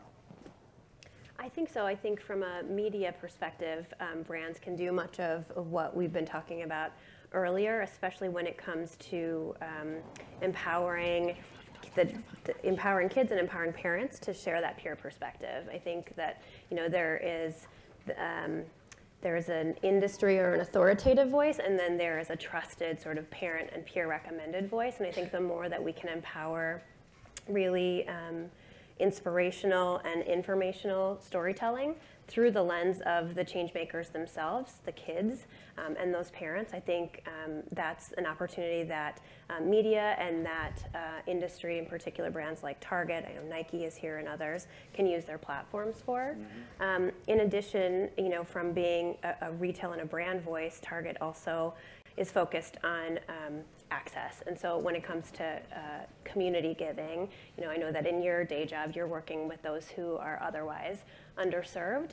So I think when it, for parents and for kids who have the problem that you have of, where do I go? What do I do? Do I specialize? Don't I specialize? That's a very different problem than parents who might be working 2 jobs and literally can't either afford the time or the money to get their kids in even one sport. And where we and many others in this room are focused are on providing access for all. So a couple of examples just being investing in soccer play spaces. So Target is working with the U.S. Soccer Foundation to build pitches in otherwise underserved communities where those kids wouldn't have access to safe places to play soccer. We're doing community grants to offset the costs of soccer fees for kids across the country. We're investing in Girls on the Run. I can't remember if they're here today, but Girls on the Run to get more girls active in that program.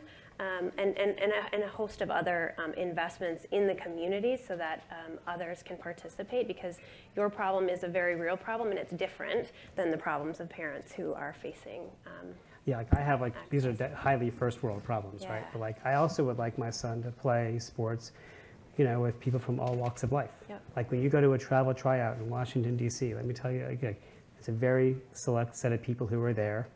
Or your kid's not quite good enough in baseball, you hire the private coach that's going to give them, you know, whatever lesson they need to, and you can see how the gulf gets much wider. And it would be important to me to know that, like, if you joined a league, it was for everybody, it had access for everybody for all sorts of reasons. So I I know like my problems, you know, are not really problems at the end of the day. No, there are. But I just think that there's a lot to this pot, I think, than just should I kid specialize or not, because I also think I would like for him to, you know, as part of a better world, so to speak, to play with all kinds of different kids.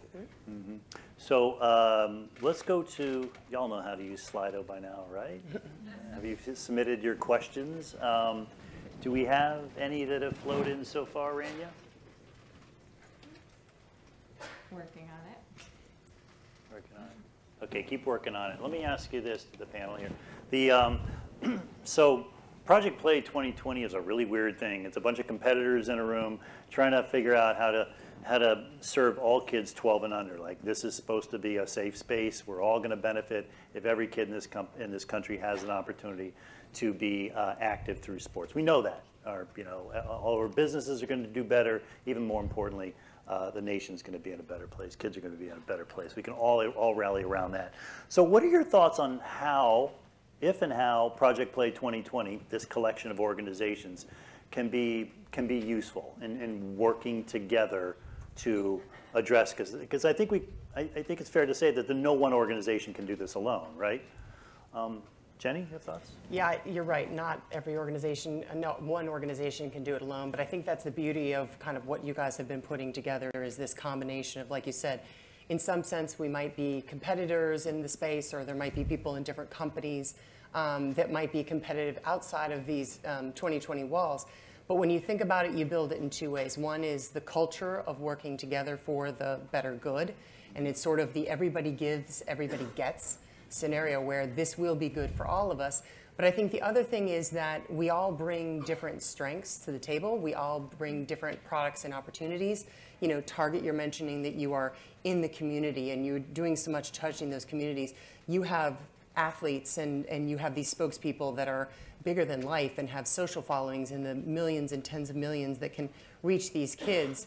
And we're doing a lot in the youth sports space as well. We've, 3 years ago, we bought Sports Engine, a youth sports platform. We call it sort of the open table for youth sports. We bring these pieces together and we will be greater. I don't think we don't have to step on each other. We don't have to overlap. We just have to get into the room for enough time to be able to collectively bring the resources and put those Legos together to build that Empire State Building, which is going to be so much more ahead of where we are today, even in a matter of months, because you have the right people in the right room making the right choices for the right reasons. Yeah. And do you think there's a particular opportunity around reaching parents with these different assets? I mean, is that a real strength, you think, of the groups we have engaged? You guys go ahead. I would say it is. I mean, a lot of us not only inspire others to develop programming, but run our own programming as it relates to youth sports, and particularly that's true for the leagues. And PP 2020 is an opportunity for us to share best practices, particularly as it relates to parent communication. As an example, many of us around the other leagues run learn-to-play programs, and parent communication is one of the seminal components of that program for us at the NHL for our program that we run with our Players Association. And really, we emphasize the idea of engaging parents in the journey, whether it's in the equipment fittings or in the graduation ceremony, or making sure they understand next step programming so that kids understand, okay, you've been introduced to sport and you like it, where do you go from here?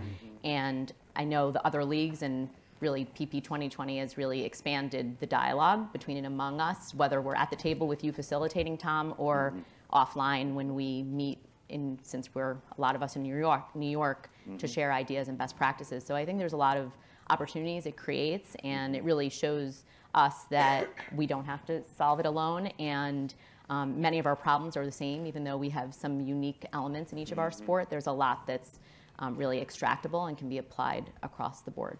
I don't think all parents are created equal either, in the sense of we're saying parents, but we also need to ensure that we're working together to talk about the different segments of parents, the different types of parents. Are you a single parent? Are you a low-income parent? You know, what are these different groups that we are wanting to speak to, and it's really important that we reach them with the right message on the right platform at the right time to engage them in the right way.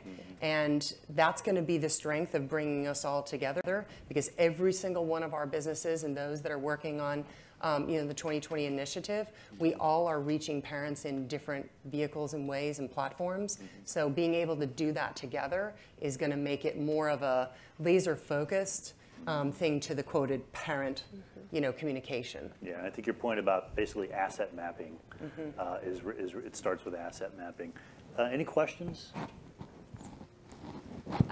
So our first question is, how can sports organizations empower and encourage more moms to coach youth sports? Who wants that? You're all smiling and you're all nodding your head, so we all agree that more moms need to be coaches. I'll take it from a mom perspective, a hockey mom perspective. I'll take off my NHL hat. Both my kids play every sport, I would say, just like you. But they also play youth hockey. And one of the things that I did last year, just on a personal level, was really wanting to see more moms engaged in our youth hockey association. It was mostly dads. And I, for a host of reasons, was the one for both of my sons doing the locker room moments and changing them. And really wanted to see more women present as role models facilitating the sports experience.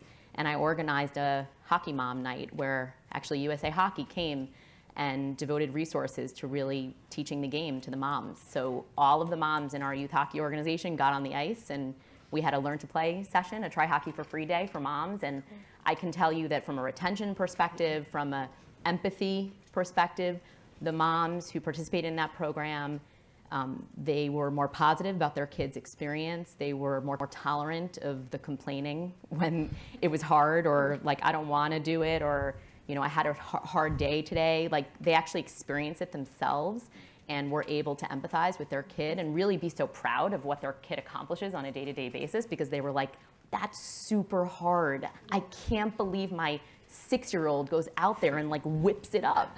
That's amazing. And so I think just same theme of what we're talking about, just bringing them in. We need moms and dads. We need parent engagement. And the old model of 24-hour rule and we need a divider with parents, like that's not the way to get buy-in, and it's never going to work to grow youth sports. We need them to be part of the solution and feel empowered. And if they don't see themselves in the position, if you don't see it, you won't be it. Yeah. So I think for females in that coaching position, that's actually an amazing question that we'll take back to the sports engine world, because we could do pieces of content on women that are in these places and doing these things and push them out to the millions of email followers, just to be able to say to people, look, this is happening, you could do this too.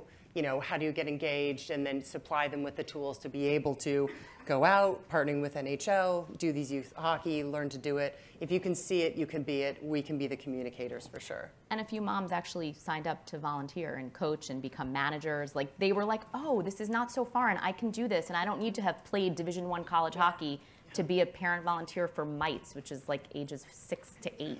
Like, I can do this. Like, this is not that hard. Around, right? I can be part of my kids' experience, and that's really important. Yeah, absolutely. So I know we're running over. So one last question, and then we'll get back.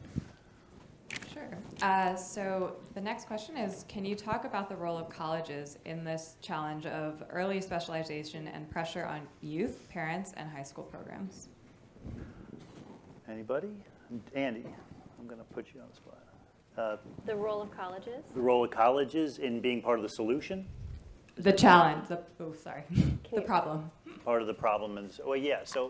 I think you should actually take this, because we were just talking about this beforehand. Sure. So part of last year we weren't here at the summit because we announced our Declaration of Principles, which was kind of our value statement, and part of the research that formed the basis of our mission statement was conversations with some various different components of the hockey community, including colleges. And what we heard from college hockey coaches, which most parents would be surprised to hear, is that, these are Division I, like top programs, we will not recruit kids who did not play multiple sports. Why are parents putting their kids only in hockey from age 8? Like, that's not going to make them the best athlete they can be. They will peak too early. And hockey in particular is a late developing sport. We need them to be playing multiple sports, so we won't recruit players who didn't do that. It's like, we need to get that message out, because if you're working towards that. I was shocked to hear that. She mentioned that earlier, and I have to be honest, I was totally shocked and encouraged to hear that. That's an example of, just to get to the point about like the information, like there's so much information that you get as a parent, and especially if you're not the most savvy consumer, from so many sources, including a lot of the leagues and a lot of these coaches, like they want to promote their services, they're building businesses that involve your kids. I would love to know if there's a credible source of information like that, so I could say, okay, this is actually beneficial, not detrimental to have my kid play multiple sports. So as you think about the information exchange, if you will, of all the stuff that you're talking about, there is so much coming at you as a parent on top of the schedules. Like, let's face it, we all work more than we should.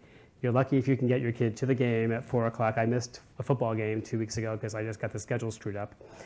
And then on top of that, you got to figure out all this other stuff. You got to figure out a really efficient, credible way to get the information out to people so that they can also make those calculations as they're signing their kids up or not for sports. There you go. Well, with that challenge, we're going to leave it right there. Thank you to our panelists for the terrific comments. Really great conversation. Bring back Mary here.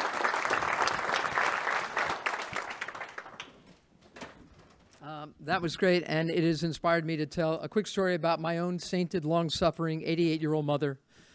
She was outstanding, and I was a very active child. She tried so hard to get me tired. I just exhausted her. It didn't work at all. But I just remember as a kid, we grew up in a sweet little town in Douglas in Queens, New York, and especially at summertime, she would just, the rule was she'd feed us breakfast, and then she'd say, come back home when the lights go on, when the street lights come on. That was it. And then I was gone all day, just doing God knows what I was doing, but it was very athletic. And I would come home and she'd say, how did you get that hole in your shirt? Is that ketchup or blood? What happened to your other sneaker? She put up with a lot of nonsense, but I salute her. She's still around. And she's great. And again, parents, we're talking so much about parents coaching, what you impart on your kids, what your message is to them. And that's all really important. All right. Additional updates from our Project Play 2020 members. I'd like to now invite Kevin Martinez, the Vice President of Corporate Citizenship at ESPN, up on the stage. He's going to be announcing a new project in partnership with the Aspen Institute and Under Armour. Our newest Project Play 2020 member. Kevin, come on up. First of all, I just want you to know I adore this woman, and I do. When she comes on the Olympics, I settle in, and I know I'm going to get some real community. I'm going to hear some real stories, and so we're very appreciative of all that you're doing, and just your flow, your energy is amazing. Thank you so much for all you're doing. Happy to be part of the Project 2020 group. As you heard, this is a group of individuals that represent companies, and sometimes that are in competition with each other.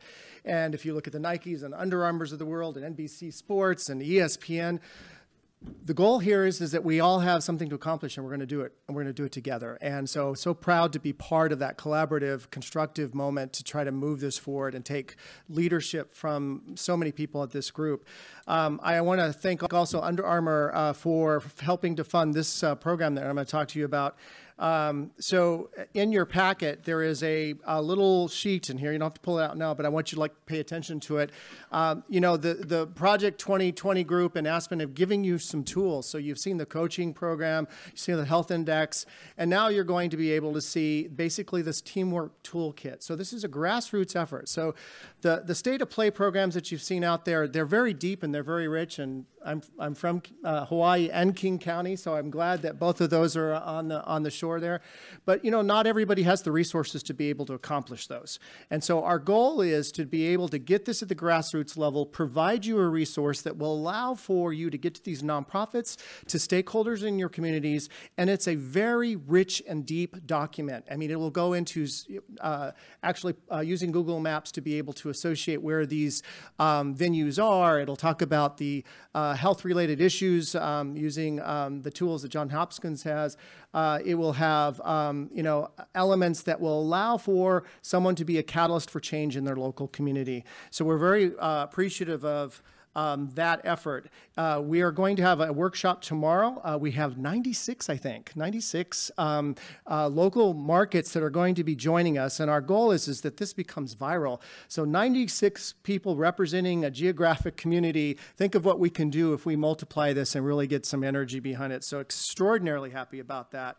And just last, I would just say that our hope is that this becomes a tool that you use so that you can reference it and you can move it to the charitable organizations that you work with, your mayors, your local community. Sometimes it's tier 2 and tier 3 cities that this could be doing, but you should offer it up because our hope is that we can also go to 1.2 and 1.3 and make this even more manageable and apply some really great standards against it to help bring youth back into sports and keep them into sports. So thank you very much.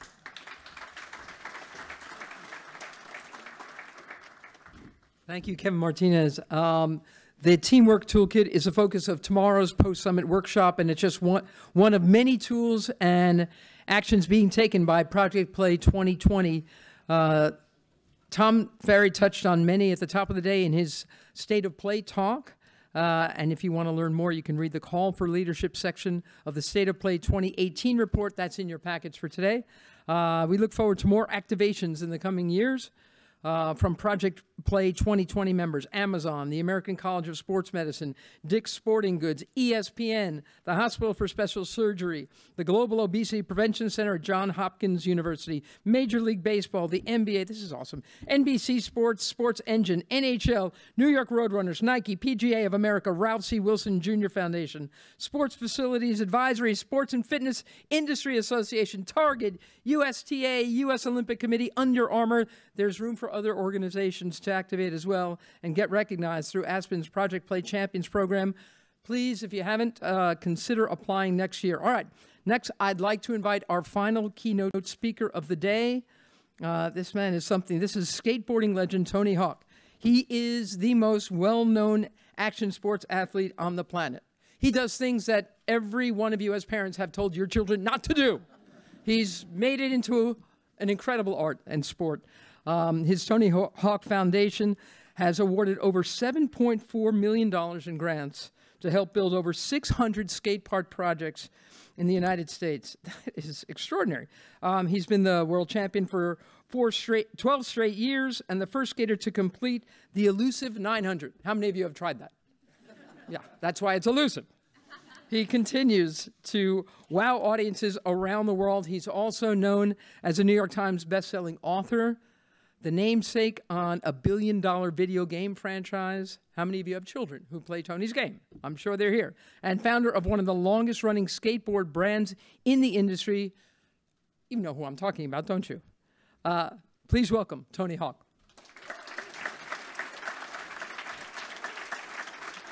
You are amazing, man. Have a seat. Have a seat right over there. All right. So take us back to your childhood. Were you always a daredevil? I mean, was this just something? Did you spring out of the womb and you were already like flipping around? And a little bit, but I was pretty scrawny. I was very small for my age, so I played all the traditional sports, basketball, baseball, and I didn't excel just mostly because of my size. But I wasn't afraid to get in there and really try stuff. And yeah, I like to go off the high dive and stuff like that. But once I found skateboarding, it spoke to me immediately. When did you find it? When I was about 9 years old, my older brother was doing it. He was a surfer, so I learned to just sort of ride and cruise with him. but eventually got invited to the skate park. I didn't have any epiphany then, but when I went to the skate park for the first time and I saw literally people flying out of pools. You wanted to fly? That was it, yeah. Was it really? That was the moment, yeah. That was the moment. It's like, I want to do this. And then not long after, I quit all the other sports. I quit Little League the year my dad was appointed president of Little League. How did that go over at home? How was a the dinner tough table that conversation, night? yeah. Did you really? Yeah, yeah. Okay, now tell me, give me a quick history lesson on skateboarding. How good were the skateboards back then? I mean, how much different, and how much have you contributed to how great skateboards are? It wasn't really the equipment. It was just more the abilities of the skaters. Everything, it was just sort of this blank canvas. So it was like you could try anything, you could do anything, and there was no rule book. The competitions were loose at best. And so it wasn't like you had to fall into some sort of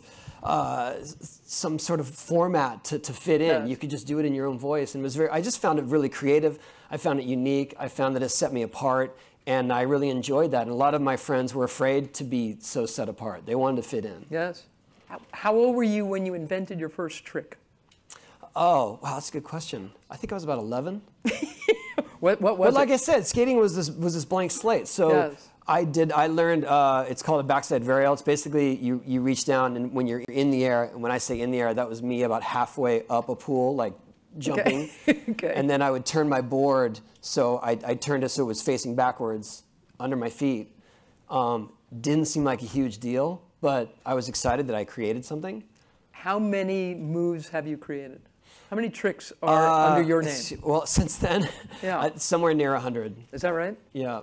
But like I said, it's weird to say that because that seems like some huge task or some big milestone. But back then, people just thought I was this sort of goofy circus skater. And it was more like, he can't do big airs. He just flips his board around and does all these little spins and stuff. And I was really, for the most part, cast aside because they didn't think that style was cool. Okay, I gotta ask, so your parents thought this was a great idea? They were just happy that... Does anyone else want to ask that question, right? Well, okay, so skating was not a career back then by any means, but they liked that I found something to focus all my energy on because I mean, I guess I would have been diagnosed as hyperactive. I'm sure there's all kinds of other diagnoses now. But for the most part, I just had so much energy, and they were just happy that I focused it on one thing instead of hassling them all the time. I understand. They were happy you found something to... Yeah, Right. and I had 3 older siblings, so they'd kind of been through a lot of other stuff. So they were already tired by the time they got to you. They were very tired. They were older too, so that Oh, that nice. Yeah. Oh, that helped. That did. I think that really did help. So the skate parks that you grew up skating on, now, I mean, you've created so many skate parks yourself. Why was that such an important thing for you to do, and how much better are they now? I think the importance for me was that I got very lucky in living in Southern California and living near a few of the last remaining skate parks of the 80s because there was a skateboarding boom. All the facilities were private. You had to pay to use them. And then in the mid-'80s, everything sort of dried up because of liability laws. Yeah. And the skate park couldn't afford the insurance. They weren't getting that much business anyway, and they all dried up. And I lived near one of the few ones that remained, and that was never lost on me how lucky I was to have that facility. And it really was where I formed my closest friendships, where I formed my own style, where I found my own success. And when I had some sense of my own success and realized I had a voice that really could move the needle in some ways and affect change, my goal was to provide skate parks because I knew what it provided me as a kid. And not to provide facilities for training grounds to create professionals. It was just more a sense of community and a sense of belonging to these kids who do feel disenfranchised and kids who skate their cities that love what they do, that have a passion for it and are mostly told not to do it only because they're on the streets. Yes. And it's not because they think it's a negative influence, it's because they think that they're either in danger or they're trespassing. And I thought, well, this is a bad cycle. And that was the mission. And that's when we started the Tony Hawk Foundation in 2002 with no template, because no one had done it before, to provide public facilities. So there was existing land that you that you and your foundation were able to create on? It was How did you more. do It was this? more working with advocates in communities that wanted to get something in their city that had been fighting red tape, bureaucracy, but at least trying, and we could give them the tools and the resources and basically the instruction book on how to do it, because we had already learned from watching it being done, from helping to do it ourselves. But mostly we want to empower the communities that are trying to help themselves. We didn't want to just come in as a foundation and say, you need a skate park. We may wave a magic wand and we fund this place, and because they have no sense of ownership in it. And all we're doing is patting ourselves on the back if we do it that way. I see. We really want them to have a sense of pride in it and to know that they were part of that process and that they take ownership in it and they want to take care of it. So how does your foundation work with communities? What is that business model? Well, basically, we have a whole grant application. You sort of have to hit certain markers in terms of the amount of work that you're already doing with it. Not fundraising, but more just raising awareness. And where are the other parks in the areas? And then we will give them a grant. The biggest grant we give right now is $25,000, which doesn't build an entire skate park, but gives them a boost and usually gives them the endorsement they need to sort of push it over the edge to final approval. And then we guide them through the process. To be honest, my main job at the foundation is marking up diagrams and trying to make them better for more styles of skating. Really? Because a lot of times you're actually designing the park. I feel like that's Your that's my highest and best expertise. use? Yeah, I'm trying to. I definitely, our team, some who are here, are the best in terms of being advocates and giving the right instructions. But I feel like my expertise lies in the skate park design and how to use it. And mostly, just selfishly, I want more places that I get to skate. Oh, I see. So if I design it in the right way, yeah, exactly. Yeah. And you're working with the Wilson Foundation in Southeast Michigan. What's going on there? And Western New York. What's that? And Western New York? Yeah, Tell me what that is. So we partnered up with Ralph C. Wilson. We give them matching grants, actually $2 million this year for 10 skate park projects. And honestly, it's just a great way. They have a new program called Built to Play skate parks. And we're excited because that really gives us a boost in terms of our fundraising and how we work and how efficiently we work. And it's been a great partnership. We're doing it for another year as well.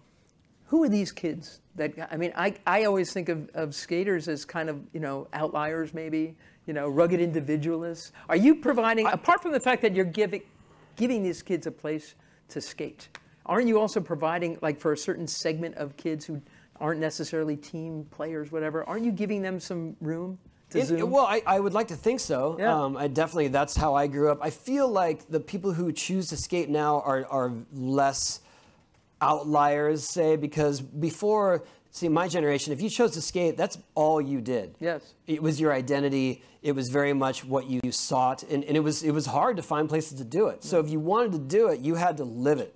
And you had to go driving for 3 hours to go find someone's backyard ramp that's only going to be there for a couple weeks until their neighbors say that's Stop it. that. But you get it while it's hot, and you really had to be devoted to it. Nowadays, it's much more accessible.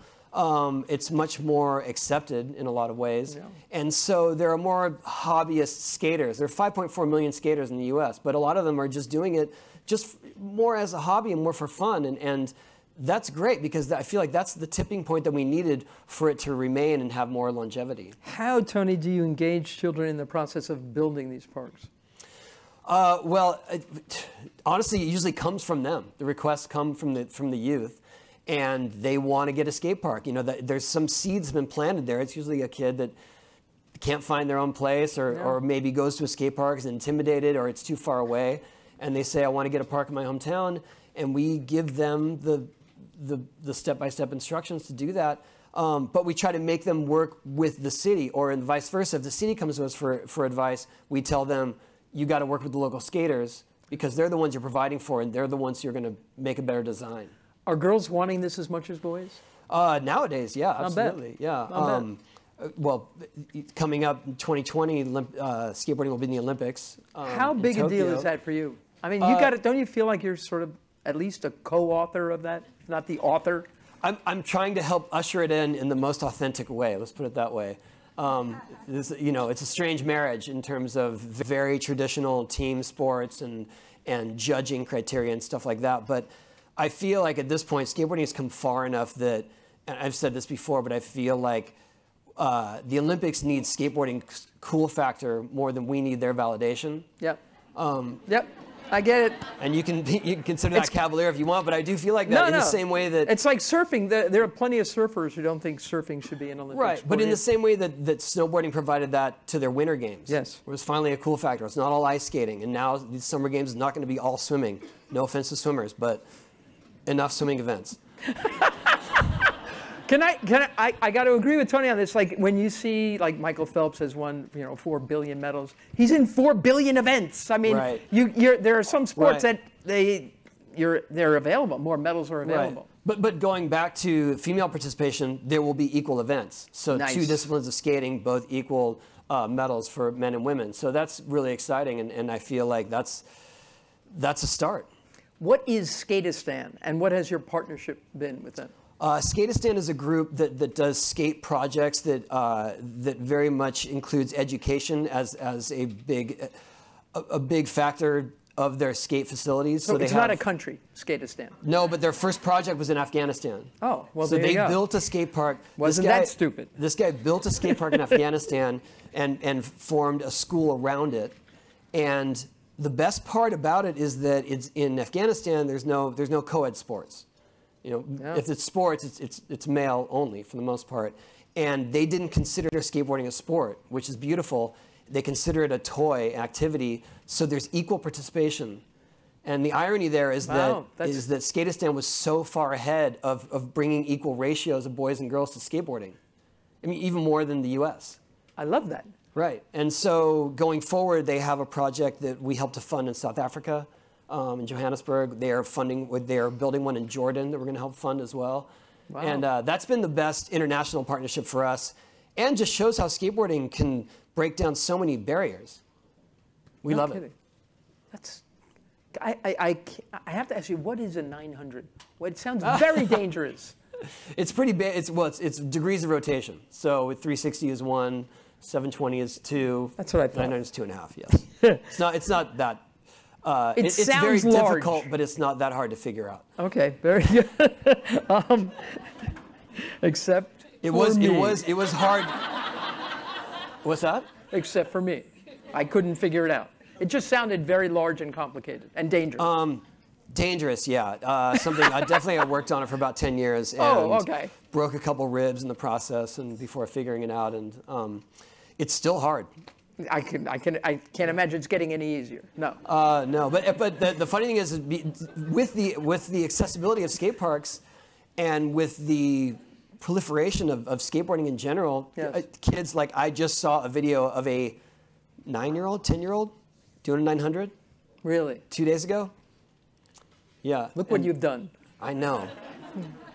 I don't know if I'm supposed to feel bad about that or just be proud I of think that. you can. I'm more proud of it. You can take pride. Do you have any advice, Tony, for athletes on how to make a tangible social impact the way that you have in so many ways? I think you have to start with a very specific mission and something that you feel very passionate about. It can't be just this sort of lofty, we're going to help kids, because that gets lost in the shuffle. And it's hard to really to quantify what type of work you're doing when you have something so general. So something for me, it was skate parks. For me, I felt very strongly about the effect the skate park had on my life and what it brought to me as a kid. And I feel like if you're trying to find something that really did affect you and that speaks to you, and something that you can automatically be an expert at. It sounds like you can be saying the same thing to the attendees here. I get hope so. Specific. Yes, get specific. Yeah, exactly. Right? Yeah, because there are a lot of lofty charities, and especially ones that are hard to figure out what the exact work is being done. Yes. And I don't want to downplay that. A lot of important work is being done. But in terms of our model, we have literal concrete proof of our work. Yes. And that goes a long way with people who want to support you. Tony Hawk, thanks for joining me. Thank you. And everything you've done to grow skate parks, empower youth across the country, and now with Skatistan and other projects the globe. What a pleasure. Thank you very much. Ladies and gentlemen, Tony Hawk. You look great, man. Appreciate it. Great. Okay. You're not going to leave on a 900? No? Just a big no. Bye. Oh, boy, what a day it's been. Now I'd like to invite Erwin Tan. He's the Director of Thought Leadership Health. And Allison Bryant, the Senior Vice President at AARP. Hello. Hi. Get up here on stage to close out the day with one final announcement. Erwin? So thank you. I'm with AARP. We have 38 million members. We represent Americans 50 and older.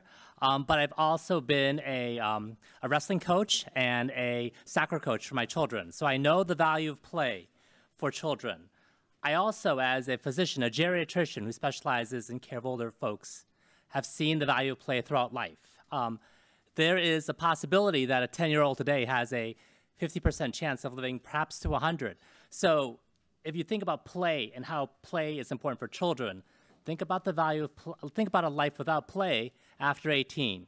So we're really excited about working with Project Play. We are having Tom Ferry come to AARP on Thursday to talk about the lessons of play for children and how we could create intergenerational opportunities for people of all ages to play together. And so again, I want to applaud you both as a doctor and also as a parent for all the work you do. And AARP is looking forward to working with Project Play.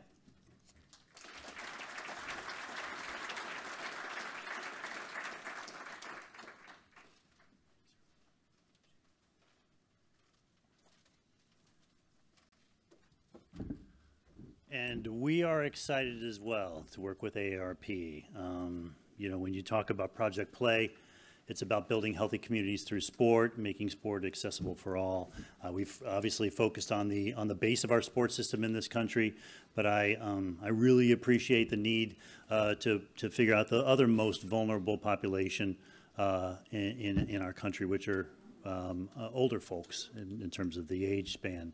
You know, my mother was, you know, played tennis late in her years, and she was, you know, very healthy and vital and connected and in a really good place when she was playing sports. When she became sedentary, a lot of problems came into play, and ultimately she passed 2 years ago because of that. So very much look forward to working with you. This is personal for me, and look forward to developing solutions that'll serve all grown-ups in this country, right? I guess I'm a grown-up now.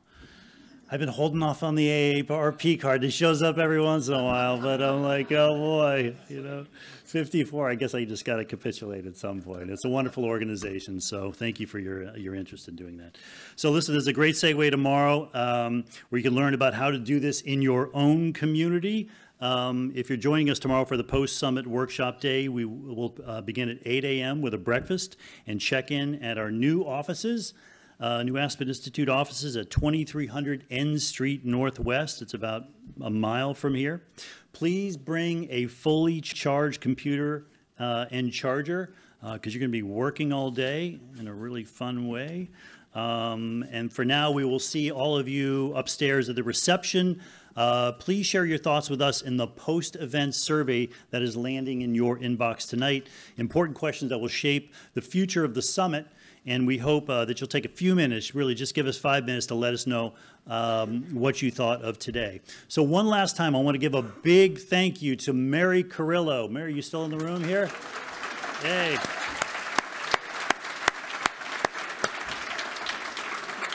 Mary is spectacular. I've been as a reporter at ESPN, I always admired her style. She was so authentic in front of the camera. People connected with her.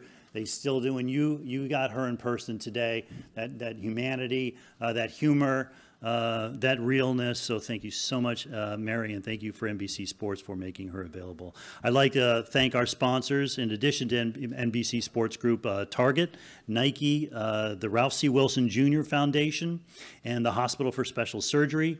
Our speakers, Kobe, Jackie, Tony, Cyrus, the kid panelists, and all of their chaperones, and all 40 of you who came in from across the country and the world to challenge us and inspire us all to think global and play local. I'd like to thank our Project Play Summit contributors, the NHL, for that little trophy that sat in the hallway for a while. Kevin Carroll, the Project Play 20 members, 20 of them. I'm not going to run through them all right now. You can pull it up on our website. The community partners and the Project Play champions, congratulations again to you. The Sports and Society team, my incredible teammates, Risa, Emily, John Solomon, Sue Hunt, Andre Fountain, Rania Bautista, Marty Fox, and Funmi Animashawn. And all of the volunteers from the Aspen Institute who helped make today run so smoothly. And most of all, thank you to all of you for spending your day with us, for thinking globally, for taking these ideas back home to play locally. Give yourself a hand one last time for all the incredible work you've done and will do in the coming year. So with that, enjoy the reception. Thanks for coming.